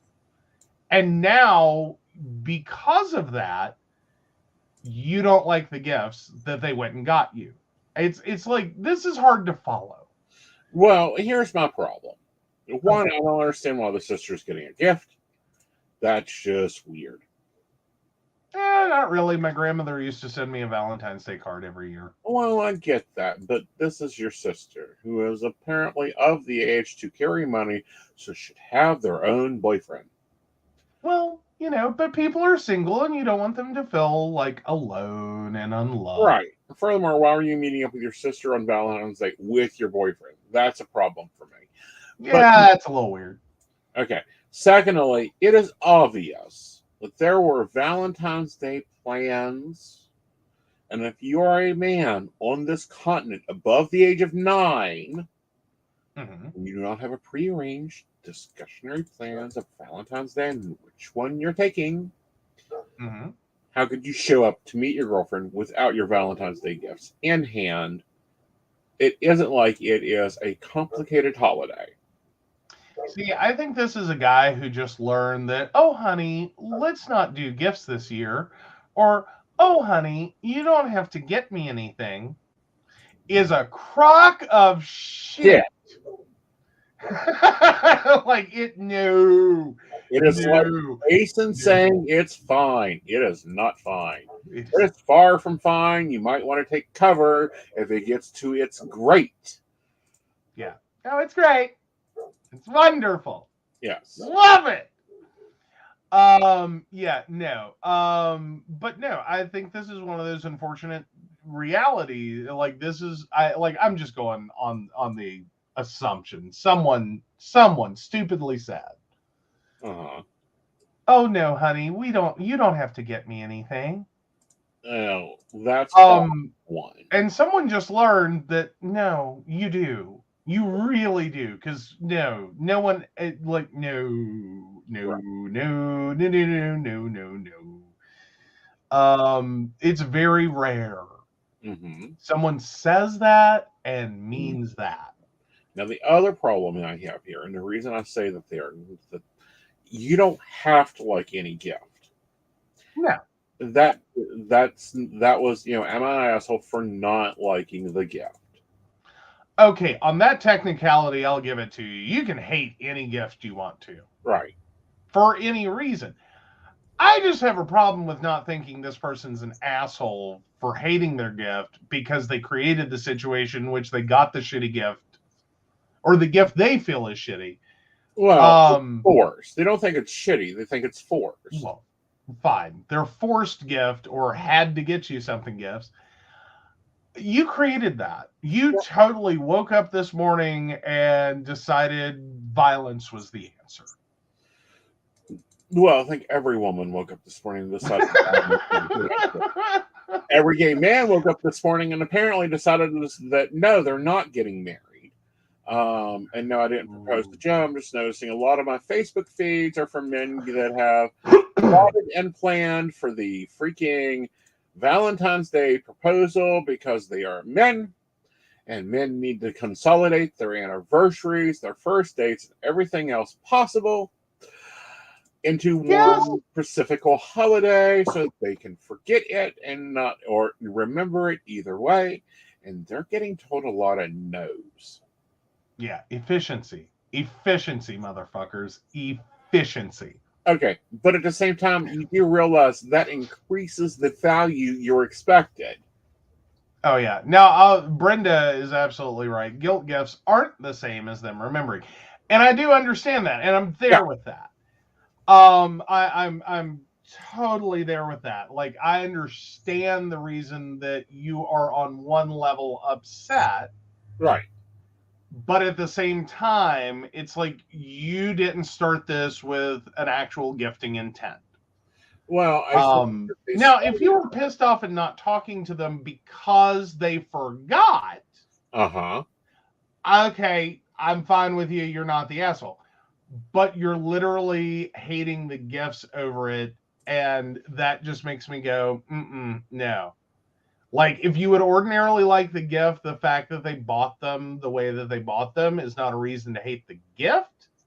Right. It is a reason to have issues with the person who gave it to you. Right. Like, I'm sorry, I can hate your guts, but if you give me $10 million, right, I'll still hate your guts, but enjoy $10 million. Well, true. All right, so let's move into relationship advice. This one should be interesting. There isn't a poll tonight. YouTube's being a dick, so there isn't a poll tonight. Oh, my Valentine's Day gift is I'm not the asshole? Your Valentine's Because I can't be voted the asshole? Well, they can vote in the comments, but your Valentine's Day gift from them right now is you're not being awarded the asshole. Although, in my debate, you should. Okay, fair enough. Well, no, in your debate, not the asshole. In my debate, am the asshole. Yes. Okay, so relationship advice. I, 29 female, need help with a friend with benefits, 34 male. Help with a friend with benefits. I have this guy who I sometimes hook up with. He is mostly emotionally cold. We don't talk about a relationship or anything like that. So he messaged me, happy Valentine's, my love. This is out of the ordinary for him. He has never sent me anything like that in the 10 months I have known him. In fact, we hardly text each other. So this is something that has me puzzled. Am I reading too much into this? This doesn't mean anything, right? Bit of background. I am on the spectrum and sometimes don't pick up on things. If it helps, I'm 29 female and he is 34 male. Any help would be great. I'm pretty sure it doesn't mean anything, but I'm overthinking it. Yes, it does. He a player and copied and pasted to everybody. Nope. The Nope. same Nope. Nope. He is well trained, and you have taught him to take his shoes off before entering your fresh cleaned house. Or someone did. Or someone did. Like, but now the message itself, though, Happy Valentine's, my love. Uh-huh. That seems a bit much for someone who's pre-trained. been. Oh, well, that's what I'm saying. He copied and pasted. Well, I don't care if he copy and pasted. I don't care if he has it pre-programmed and set into an auto text. I figured out you can do that recently, that you can actually, did you? Have your phone send a text message at a specific time and date to a specific contact. Mm-hmm. Someone recently got in trouble for that. But anyhow. What? Not you. I know, not me. Like that. It's one of those features I know exists, but I'm like, Yeah. Don't play with that. Yeah, that will get you in trouble. Do not do it. It will get you busted, especially when you're dead. What? Oh, I got to hear this after the show. We were talking about I'll that tell at you a on the barista show after chat. we get done with this. Ooh. He is pre-trained. He is pre-housebroken for you, so that makes dating him a lot easier. That also means that he's probably a little bit more interested than just friends with benefits, like most straight men. They can't deal with just friends with benefits. They complicate it way too often. You have to evaluate just how, if you want to keep your rental, and that's what I call friends with benefits. They're technically a rental. Or if you want to, be able to exchange him out, and then please sit down and negotiate if it is a friends with benefits situation or if it is an ethical monogamy situation. Those are two perfectly different things. Mm-hmm. Mm-hmm. Absolutely. All right. So not a client. I do not share client stories. I normally, no. So this is not a client. Friend messages me. And we are going to talk about it. Okay, on air? Woo! On air. Yes, it's a friend. It's a friend. So very clearly not a client. Not a client relationship. They're in the I will not read for you category. Okay, fair enough. Okay, just want to make that clear before we go here. Okay. Friend messages me that their person that had passed over sent them a text message. I was like, no way. Screenshot. Another screenshot.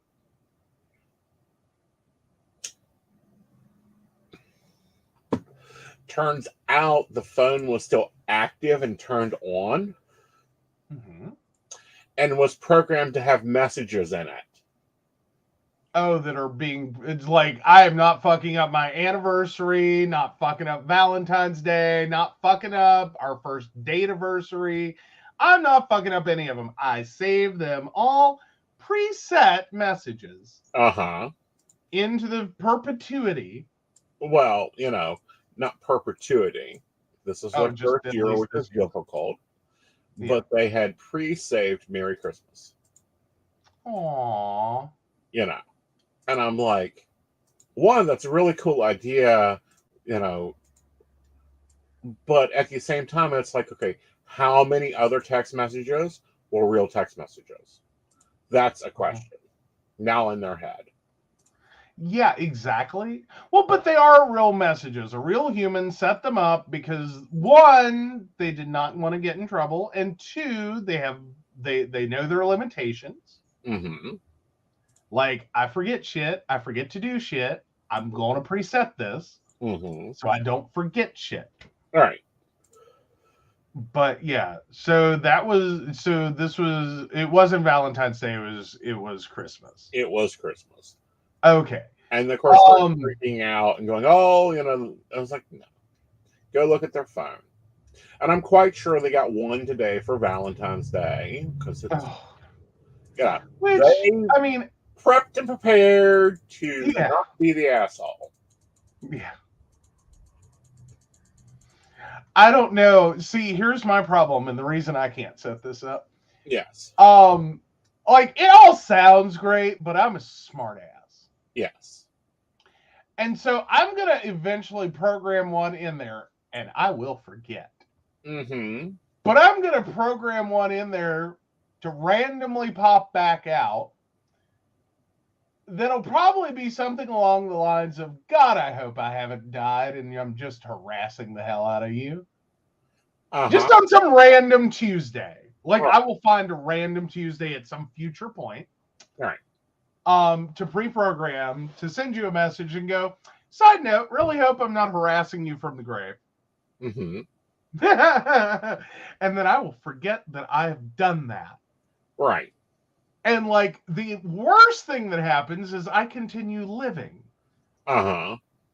And I forget this random Tuesday in 5 years down the road that I thought it'll be hilarious if I do Mm-hmm.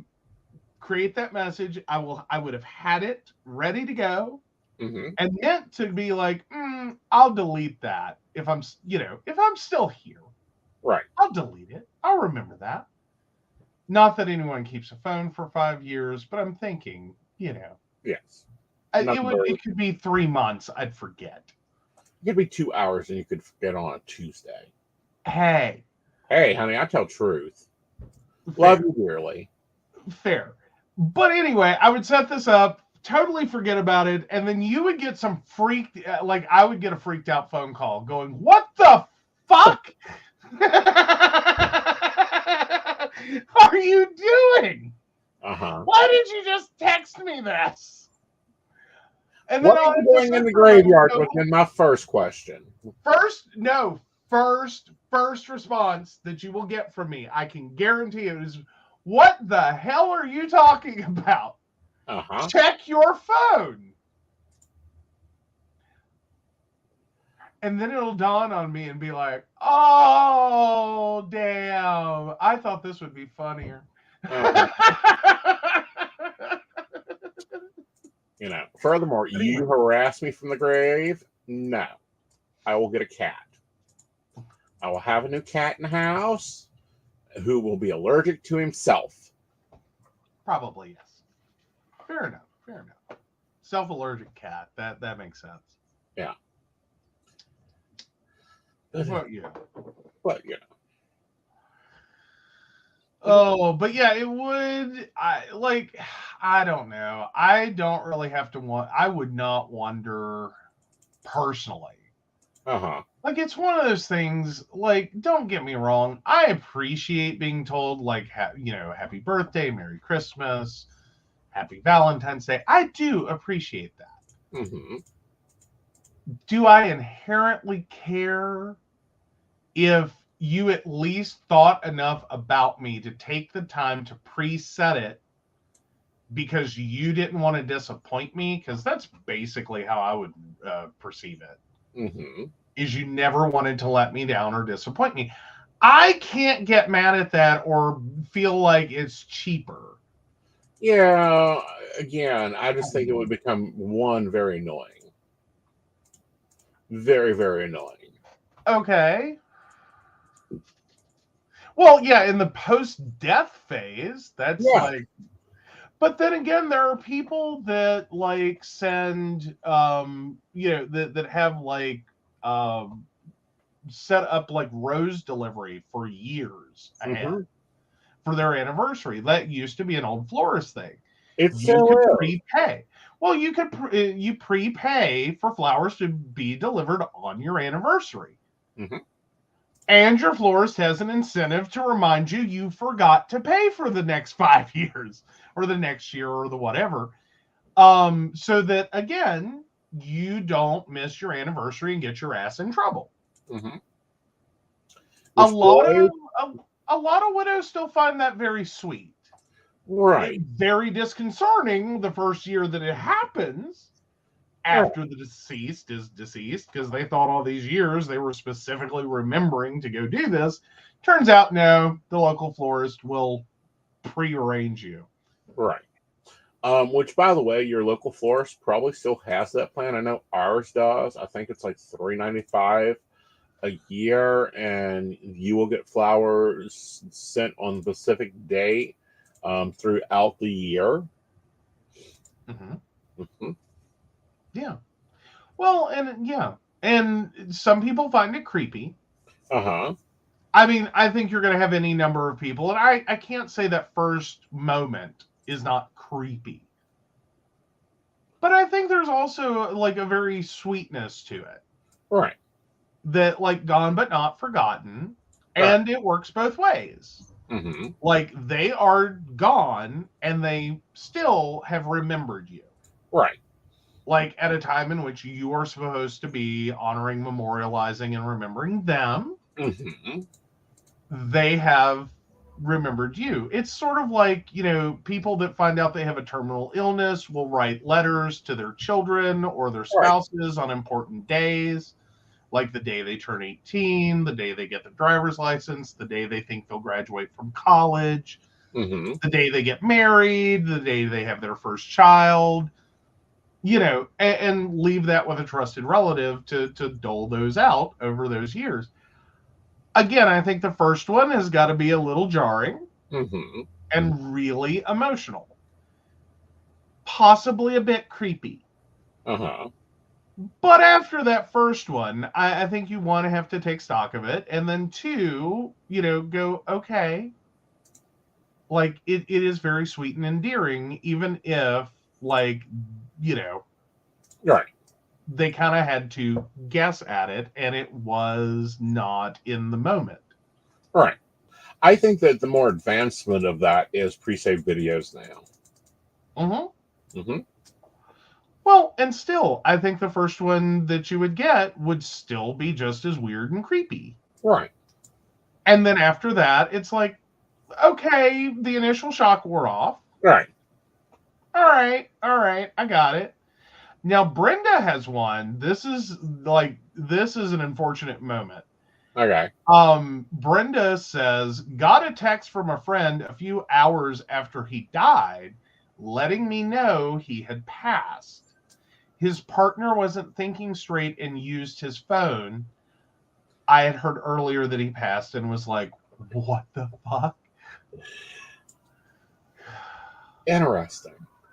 I've got to say that one, that partner was just having a real bad day. Well, To have gotten to the point that they grabbed the wrong phone and started messaging people and then created that hell havoc and chaos. Right. Of like, why is this deceased messaging me? Right. If they're deceased. Right. It's sort of like it's really hard to call in dead to work. Not really. Really hard. No, you personally cannot call yourself in dead to work. True, I can't call myself in dead to work, but damn, I would sometimes wish I could call the dead into work. Do what now? Call I don't know. It would be great to have, Mama over here today, the speedy typist that she is, handling some stuff. Hey, fair enough. I can get that one. But yeah, handy to have, I don't know, Wayne to show up to fix something, not to break shit. I'm sorry, what part of my father made you think shit would ever get fixed around him?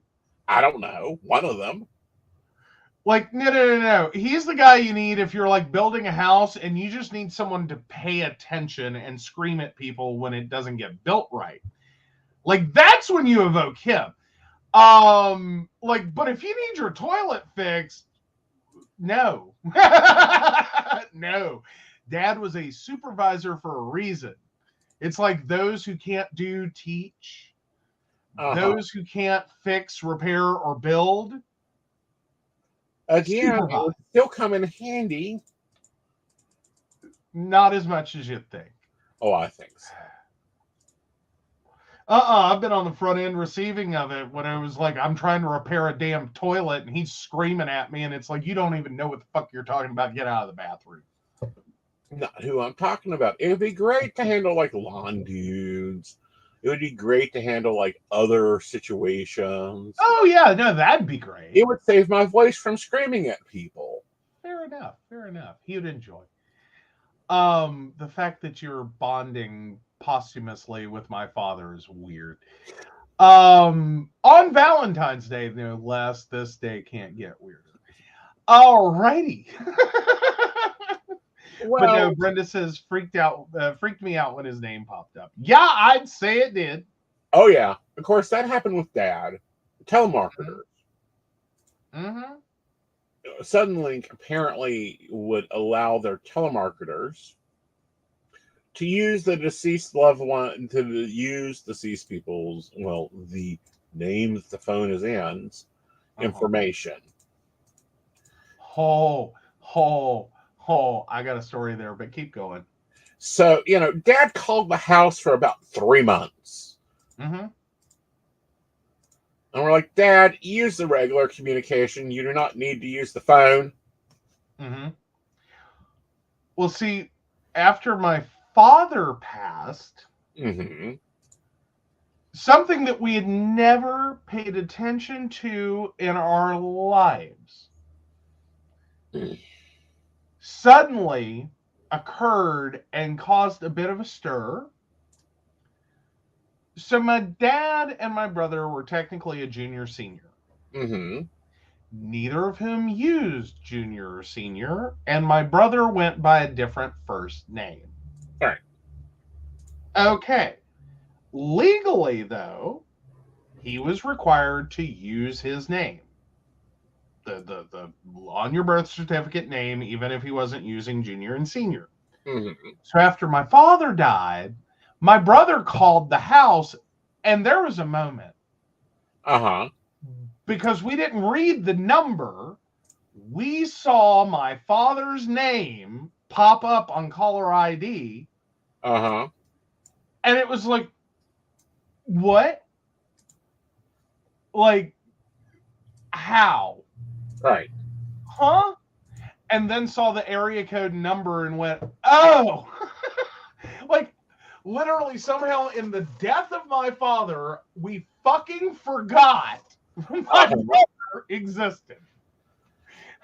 Not that we forgot that he existed, we just forgot for a moment that they have the same name. Yeah.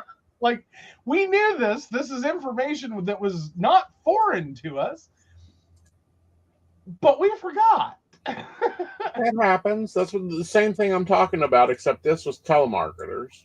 Oh, yeah. Yeah. So I'm sure.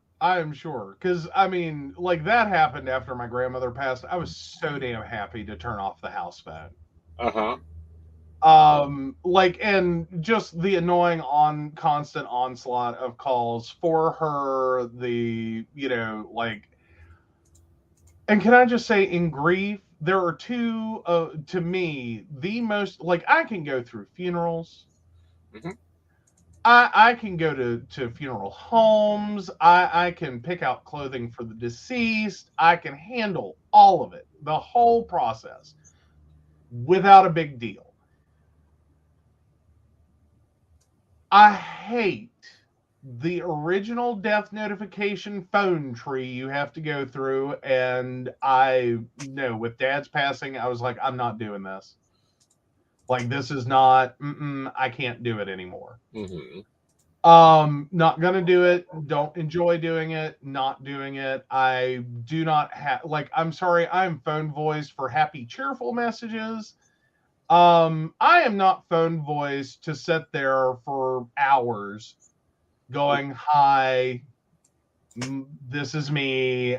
I'm calling to let you know, my father passed, my grandmother passed, my brother passed, whomever. No, those are depressing, especially when you keep getting people's answering machines and then you have to start debating, is it appropriate to leave that? And what level of relationship do you have to have with someone before it's inappropriate? It's only inappropriate if it's a business contact. Otherwise, it's appropriate. Yeah, but then that's the one side. The other side is the forever and a day, because it never effing ends. My mother has been deceased for 23 years. Well, soon to be 23 years. 22 years she's been deceased. As long as my great nephew has been alive, Okay. I just recently had to let someone know that she had passed because she got brought up.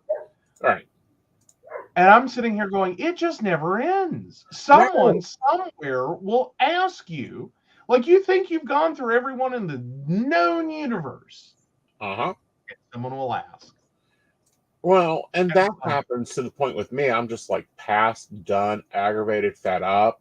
Like, I don't know what word to use here, but complete with the, no, he's passed. Oh, it's going on 16 years. Yeah. Well, now I also had a boss that kept forgetting my mother was deceased. Right. And she would just periodically and randomly ruin my day. Uh-huh. Because she would forget. We would have this conversation, same conversation every time. Because I always tried to be a little bit funny with it. She would, because it had been a few years since mom had passed. And so she would, just randomly go, well, you talk a lot about your dad. What's your mom do? And I'm like, mostly lay around. Every time, same line, hoping it would trigger something in her brain. Uh-huh. No. And she'd go, okay, what? And it's like, my mother's deceased. Oh my God, I'm so sorry, I forgot. And then a few weeks would pass and she'd say something, like, well, you never really talk about your mom. What does she do? Uh-huh. And I would say something and, say the same thing, mostly lie around. And just over and over and over. And I was like, I have to get out of this job. Pharmacology should be the right answer. Oh, what now? Pharmacology. What does the study of medicine have to do, or literally the study of medications have to do with my mother? It works out perfectly because then they don't know what to ask about. Fair. I don't know. I'd look up, I'd get someone to be like, oh, your mom's a pharmacist? Great. I have questions. Can you put me in contact? Like, that would be my luck. I would get that and be like, yeah, here's the number. Roselawn Cemetery. See, and that's the thing. I did that. I got so damn pissed off with my college that could not get it through their damn heads that my mother was deceased. At one point, I hit a moment. I decided to be a smartass. And I put in they asked for the address and the phone number. I looked up the address and the phone number for the cemetery and put it on the form. Thought maybe that would do it. No, the dumbasses called the fucking cemetery and asked to speak with an employee, and everyone was confused because no one by that name has ever worked here. That's because she's in lot 7. Like, well, she's there. Oh, she's there. Yep. Like, she's never worked there that I, in the conventional sense. But for Christ's sake, I don't know. Sometimes it's just this is my luck. Yeah. Is like every time you think you're done with it, and no one will ever ask the stupid question again. Someone, somewhere will ask. It happens. And it does. The first few years after she passed, it really did ruin my day every single time. At this point, no. It didn't ruin my day. It was just more like, my God, what rock have you been under? All right, we'll have this conversation. Oh, Brenda says Dad's been gone 29 years. He got an offer for a hearing aid in the mail today. Do you think it would help him? He doesn't listen as well anymore. He got a Medicaid supplement thing this week too. I think I would ask about the death. I would call and ask about their death benefits.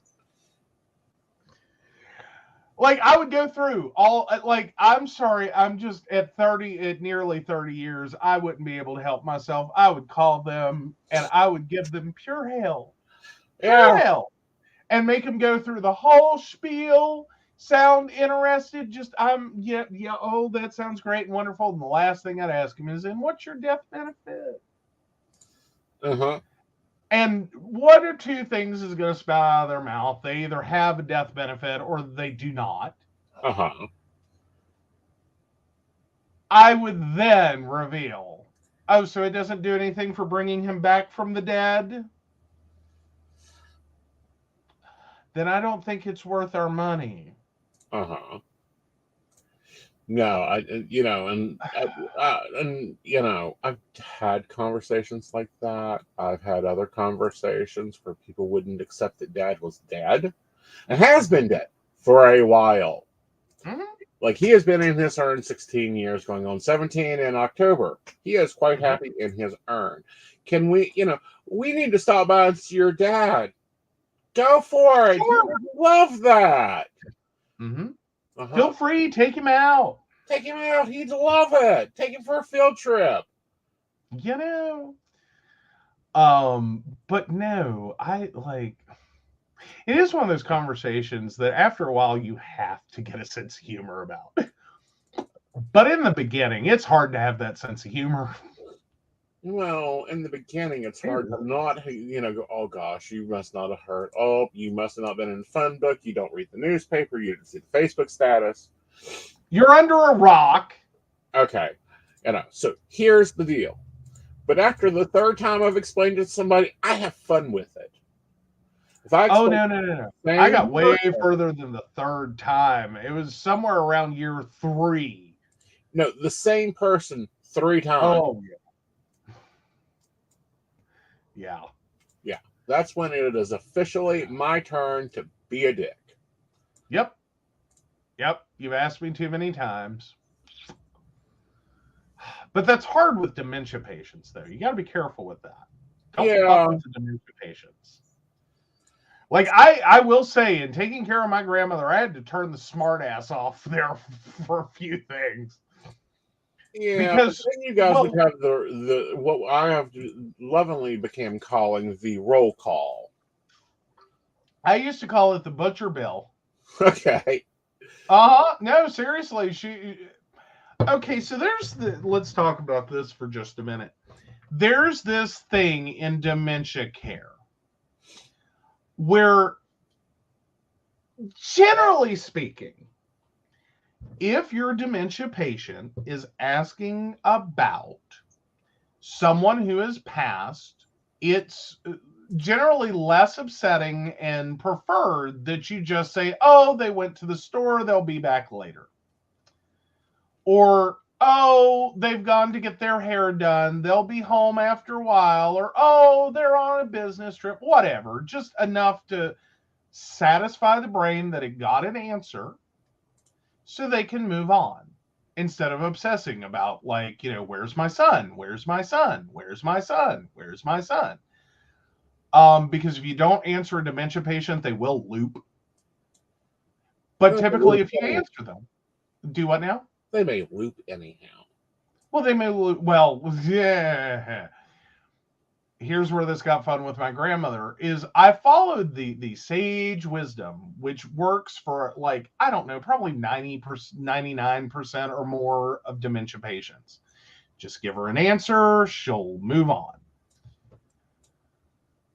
Except my grandmother is that, infinitesimal small population that is the worst thing you can do for her. Because somewhere in her brain, it was still registering that, people were deceased. Mm-hmm. Either that or you're bad at lying. Option two. I thought I got pretty good at it by, year 3. But, you could be right. And I finally just had him I kept doing this, and then finally, somewhere like I think the last couple of years of her life, there was one morning that like she was working it out in her head. That literally what I'd said couldn't be true because she remembered something. Mm-hmm. And probably like a funeral or whatever. And that was the morning I decided, let's change tactics because this isn't working. Mm-hmm. And so it got to be a really ugly but beautiful thing. Uh-huh. Like perspectives, you know? Is she would just start, like she would do this about every morning, maybe 2 or 3 times a day. Sometimes it was all we talked about. Mm-hmm. She would start asking, questions about like, Wayne died, didn't he? And yes, Mama, Wayne died. Because at that point, she didn't understand that was my father. You had to actually answer with real names or it confused her. Right. Yes, Mama, Wayne passed. Well, what about, and her sister and her husband and her mother and her, like she would go through this list Mm-hmm. of people and she would be perfectly satisfied. Like, because somewhere in her brain, she knew it. Uh-huh. And the more I tried to tell her, this, oh, they went to get their hair done, she would loop and keep waiting for them. Mm-hmm. But if you just told her they had passed, usually, most of the time, she was good and she'd go on for the day. Mm-hmm. Like, all done, cleared that, that thought's gone. On the flip side, there were some days she would loop on that. It didn't upset her, though. All right. It was like this constant relief to know that she wasn't crazy. These people died. Right. Like, it was a weird version of a very common thing that people start asking where someone is. Hers was caused by something different. It was because she already knew they were passed, but she didn't think that made sense. Right. Weirdest exception to the rule, because usually 99 out of 100, Mm-hmm. if an elderly person any person with dementia asks you about where someone is, you don't have to be correct in your answer. You can just tell them, oh, they went to the store. Right. The store could be prison. The store could be the cemetery. The store can be wherever. Right. And normally they don't care. It's just like, okay, that'll work for now. Yep. Asked and answered. Yeah, if but sometimes you get in trouble with that. Mm-hmm. Especially if you're dealing with the older generations. Especially when men did not go to the store, he'll get lost. He doesn't even know where the store is. He went to the barber shop. He needed a haircut. Yeah. Probably not untrue. They say it keeps, it doesn't grow. Well, yes, it does. Your hair and fingernails keep growing after you die. Yes. Well, and, so yes, he needed a haircut. Uh-huh. I don't know. Sometimes you, like, as dark as the humor is on this, and I know. Sometimes you just have to justify what you said to yourself so that it isn't a lie. He needed a haircut. I'm sure he does. Love my little husband here, but he can't lie or shit. Well, not unless I can find something to attach it to that it's not a lie. Again, you can't lie or shit. Okay, fair enough. Love you, darling, but you don't lie well. Oh, he went to work. That's a good one. Yep. Like, I feel like this is the worst episode of Family Feud ever. Good answer. He's out with his hussy. No. I don't know that I want to play with anyone senior or anyone's dementia on that one. Watch the art have the belief of it, just use it. Do what now? If they already have the belief of it. Oh, yeah, okay. If that's like where they're at with it, then yeah, go with that. Yeah. I'm just going, I wouldn't randomly say that one. Like, no, you start finding shit out you don't want to know. Oh, please, you find out that you don't want to know anyhow. Do I know? When Like, I did find out some stuff from my grandmother I probably shouldn't know. Uh-huh. Like, there was probably about, I don't know, 4 years before she passed. Uh-huh. She just started talking about stuff. Huh? I mean, things that, like, most people take to their grave. Because that, like, she told me stuff about, like, one of her oldest friends. She told me stuff, like, granted, I don't know how much of it's true. Probably all of it. It may be 100% true. It may be something went screwy in her brain. I don't know, but there were things I was told that hit the level of like, oh my God, she's telling secrets. Yeah. Like, if it's true, that was a take it to your grave. You don't know this. Well, On one especially, and it was like, do you know the crap that would happen if you told that to the wrong person? Mm-hmm. Like, ooh, you'd start some shit. No, she didn't kill anyone.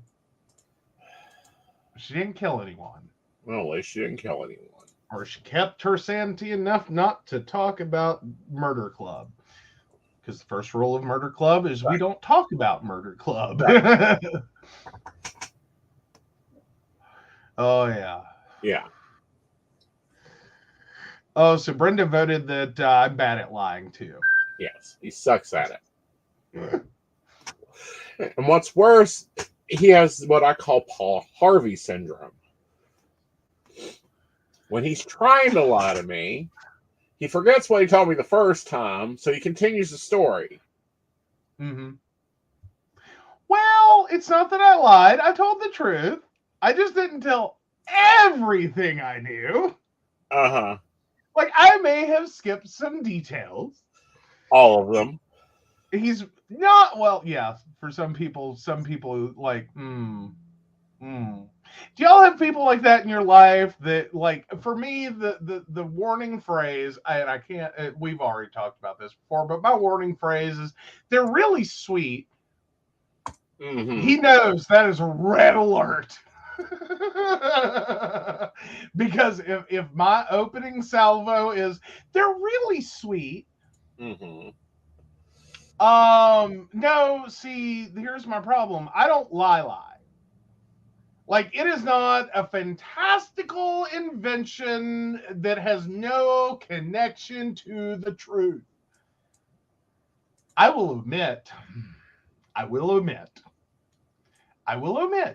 Yeah. Like, and usually if I start by describing someone and the first things that pop out of my mouth, and I didn't realize this till we got together, but I do it. I do. Every damn time. Uh-huh. Someone is complicated or someone has like many faults and issues, I will every single time go, they're so sweet. And now I do that because it's like, son of a bitch. Like, because now it catches me and I realize, like, I had already predetermined that they are a complicated, difficult person that others may not like, but I had not labeled them as such in a way that it's like, this is going to be hard. Mm-hmm. It's more so I go to talk about them, and that's the first thing that comes out because my brain already knows, ooh, this is going to be fun. Uh-huh. My brain already knows. He's not telling me something. He's going to be in trouble. How bad do I want to lose my temper today? Well, for me, it really is. Sometimes it's like, I don't want you to judge them. Too late. Based on this. But now, knowing that every time I go to talk about someone that is in that situation, he already knows. Yeah. Like he doesn't even have to know what it is. He just knows there's got to be something. Like, they're sweet could mean anything from like, well, they're a gay Republican, with some racist tendencies. And that's me being nice about it. Or, like, they're sweet. They're just also kind of a person you don't want to be alone with in a room because they may or may not sexually assault you. Mm-hmm. Or they're sweet, but they're aligned with the Russian party and, I don't know, have Nazi tendencies. Yeah. But no, I never had caught that about myself till he pointed it out. Is every time you say that, I'm not getting told the whole truth. There is a Paul Harvey moment a coming. Mm-hmm. Just brace myself. My version of bless their hearts. Yeah, just wait for it because there will be an argument. No, at this point, I've absolved myself from an argument because you're not wrong and I can't help it. That I say every time you've been told it's a red flag. It's a red flag. There is no point in getting mad at me later because you already knew. Because I started with, oh, they're so sweet. Uh-huh. And I go, what's the rest of the story? Oh, nothing. Well, like, I don't know. I try to, like, not lead with someone's worst faults. But then some people just show up with them, and it's like, well, shit. Like the first minute I look at them, I can't determine their issues. I know. Like, save us some bread and butter. I feel weird when I start by describing someone and like get into like things that I personally have issue with. Like, I want everyone to get judged on their own merit. Uh-huh. Like, not just on what I think. Yeah, all you do, I love you, darling, but my glasses have a jaded tint to them. I know. Well, see, and that to me that almost makes it worse. Uh-huh. It's like, I already know you're gonna pick them apart. Like, you can't help it. Like, you're just sitting with like, pre-knowledge you shouldn't have anyway. Uh-huh. That, like, what the hell's the point of me even telling you? You're already gonna find out. So what the hell? Why do you even ask? You just set me up. Because eventually you will get over this behavior. 5 years, it hadn't happened yet. Well, I'm working on reprogramming 40 years of bullshit. No, see, we've had this conversation on the show. Dating is not a trip to Hobby Lobby's clearance section going, I need parts. I will make it. I was adding parts to you. You're recoding, that's adding parts. No, that is not adding parts. Yeah. Oh, there's a poll for you.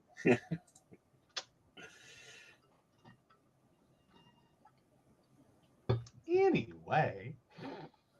Brenda's like, so if I hear Joe call me sweet. Uh-huh.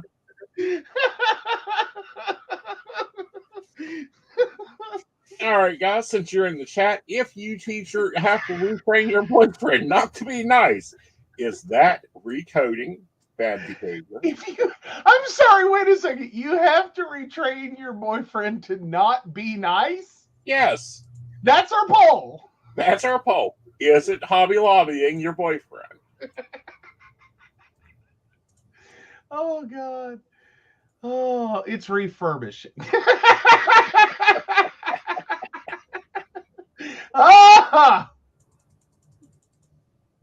Again, they are what they are when you buy them on the clearance rack or the display shelf or at the antique dealer or, the antiquities section of your local museum. What? I think everyone should have at least one lover who's about to kick the bucket. I'm just saying. If you're 95, I'm willing. You write me in that will. I'm willing. Forget right you and will. Fuck that shit. Okay. Let's talk about this. Okay. First of all, you don't want in the will. You want that handed to you, signed over while still living. No, that's undue influence. No, it's not undue influence. You can sit and argue forever over that. Get it in the will. No, do you know how that's easy? Challenge. No. You get that shit handed to you. You get that cash put in your pocket when they're alive. See, now I always vote for get it in the will. No. Get it in the will, because the standard for a will. Do you know what you got? And do you know who you're giving it to? And as long as someone can certify those two things, and it is a witnessed, signatured will, you can fight and argue all you want to. Well, it's very unlikely. You'll have to pay taxes on it. Depending upon how much you're getting. Well, $2.25 million. First million's free. No, I'm not sorry, the this is first a billion. weird. The first This is $250 just. million. Oh my God! This has just turned into the weirdest Valentine's Day episode. We have a poll about refurbishing your spouse, and we just talked. Oh God! I'm so sorry. Someone out there. Well, yeah, they're getting the lovey-dovey stuff all over the place. True. Okay, Brenda's at least willing to be on my side in terms of depends on where you get the parts and the code. Okay. Fair enough. You know, if you get the code where you need to get the code at, which is their bad behavior they picked up from their exes, that's reprogramming. Or parents. I'm sorry, you've had the misfortune of meeting a couple. Do you think I'm wrong for developing that coping mechanism for trying to introduce them to other human beings? Honey, I want to introduce the only thing I want to introduce most of your exes to, the three that I've met, is electroshock therapy and a few lobotomies. Ow. If this was the 1950s, I would have made $150 by now. Yeah, but see, Brenda, here's my point, though, is the first million's free with inheritance. But then you have to deal with gift taxes if you're getting it as a gift, which is what it would be. Either that or you got to do the whole, you're an employee and you were paid effectively. And? I'm just saying, the taxes, that first million free. The first million is free on inheritance. Again, it's easier if you just go ahead and get it while they're living. Don't have to deal with the rotten children or the other 60 ex-wives. Everything is handled. Oh, fair. Alrighty, so how's our poll going? Well, Facebook YouTube won't let me do a poll tonight. I don't know. They're having an issue. Oh, no poll. Yeah, that's why we're having them comment. We've got one for its refurbishment. Hell, at this point in the show, they're probably thinking you're trying to throw up a stripper poll. That's the only thing we got left, honey. On this Valentine's episode, the only other place we can go is throw up a stripper poll and Well, no. First of all, we don't throw up a stripper pole. We have it installed. If you put it up, words of warning: stripper poles are meant to be anchored into beams. Oh, we're here. Okay, go ahead. What's your stripper pole advice? One, it needs to be put up on a real beam, not just what you think is the solid ceiling. Two, it needs to be anchored into the ground. Three, it has a weight limit. Pay attention to that when you buy it. It is like anything else. Alrighty. So I take it you're a fan of like home stripper lessons, as long as you get the professional installation and maintenance. Yes, otherwise you'll break your damn neck. Okay, fair enough. I'm sorry, that was a thing a few years ago. Still is. Is it? Like, yes. Are people still doing that? Yeah. I didn't know how that survived the panini. Oh, it survived perfectly well. They actually are producing more income now. Oh, wow. Cool. Yeah, because now they're cam girls and they can actually do the full striptease on camera if it's installed professionally. Otherwise, you'll break your back. Well, see, I remember when women were doing this as like a Valentine's Day gift or an anniversary gift. Like they were taking classes, they were learning how to strip as part of adding, romance and spontaneity to their relationships. Right. Like that was one of the advertisings. And that it was a healthy, like it's actually really healthy exercise. So I don't know. I'm just wondering how many people went from that, or was that just the nice way to talk about it? I think that's the nice way to talk about it. Okay. So basically, why don't you get your husband to lap dance this Valentine's Day? Turned in was actually read by everyone as make more money, become a cam girl. Well, freelancing is a thing now, and the bills have doubled. We've had Smexy, the fans of Only, and the admirers are there. Well, now based on Brenda's comment alone, you're getting a stripper pole. Oh, okay. She said, and I quote, "Dang, Joe, if he puts up a stripper pole, we will have to cash app all kinds of coffee to him." Bring it. One, I'd have to get a different studio. The problem with this studio is a pole. There is no beam to attach to the pole. Sweetie, you don't have room to swing a cat, let alone your hips. Well, I don't have room to swing in here to begin with. But the other problem is none of the beams in the house actually will support a sling or a stripper pole. True. So, we'd have to get a new studio for that. So, yes, if you would like to send money to @Aeson Knight, you can do that, and it will all go towards getting a new studio for his stripper pole. You can do that on Cash App and Venmo. Yes, which, it brings up a good thing. Thank you, Brenda, for that sachet into it. You will now notice that we have our @ at the below our names. You can definitely, buy us coffee with our Cash Apps, definitely. Oh, you can buy me dirty chives, and no, my surgeon prevents me from swinging on a strip pole. See, I don't understand why either.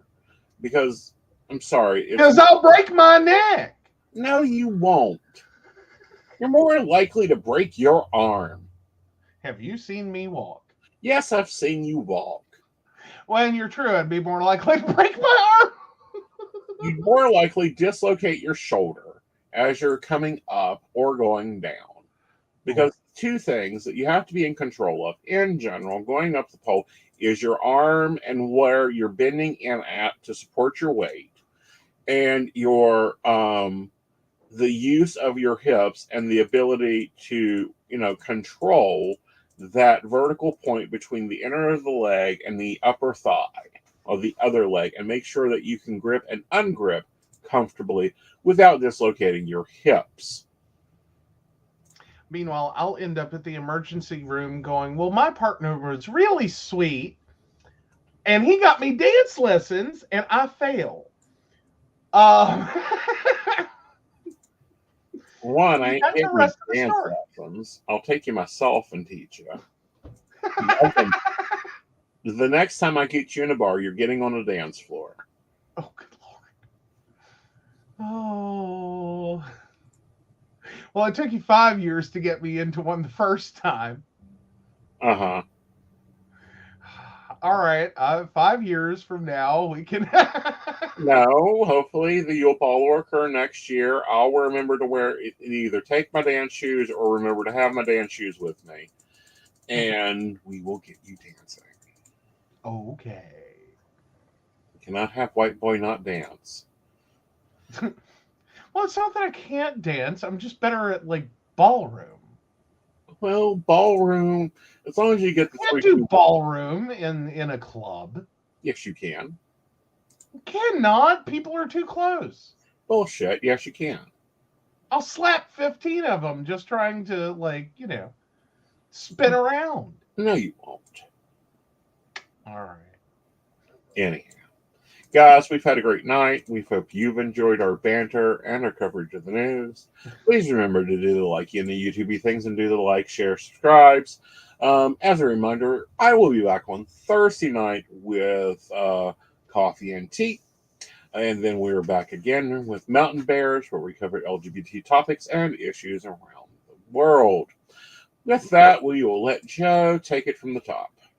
All right. So, of course, we want to thank Beverly Walker, Mika G, Kathy, Mary Winfield, Brenda, Shannon C, Shannon D, Lady Gwendolyn, Charles Shaw, Dottie the Psychic, Tracy Van, Caitlin Bell, and Devin. If you'd like to learn more about us, the show, or how you too can become a Patreon sponsor and receive all the wonderful benefits our baristas receive, please visit us at pcspnetwork.com. All right, guys. You have an amazing night. Good night. Good night. Happy Valentine's Day.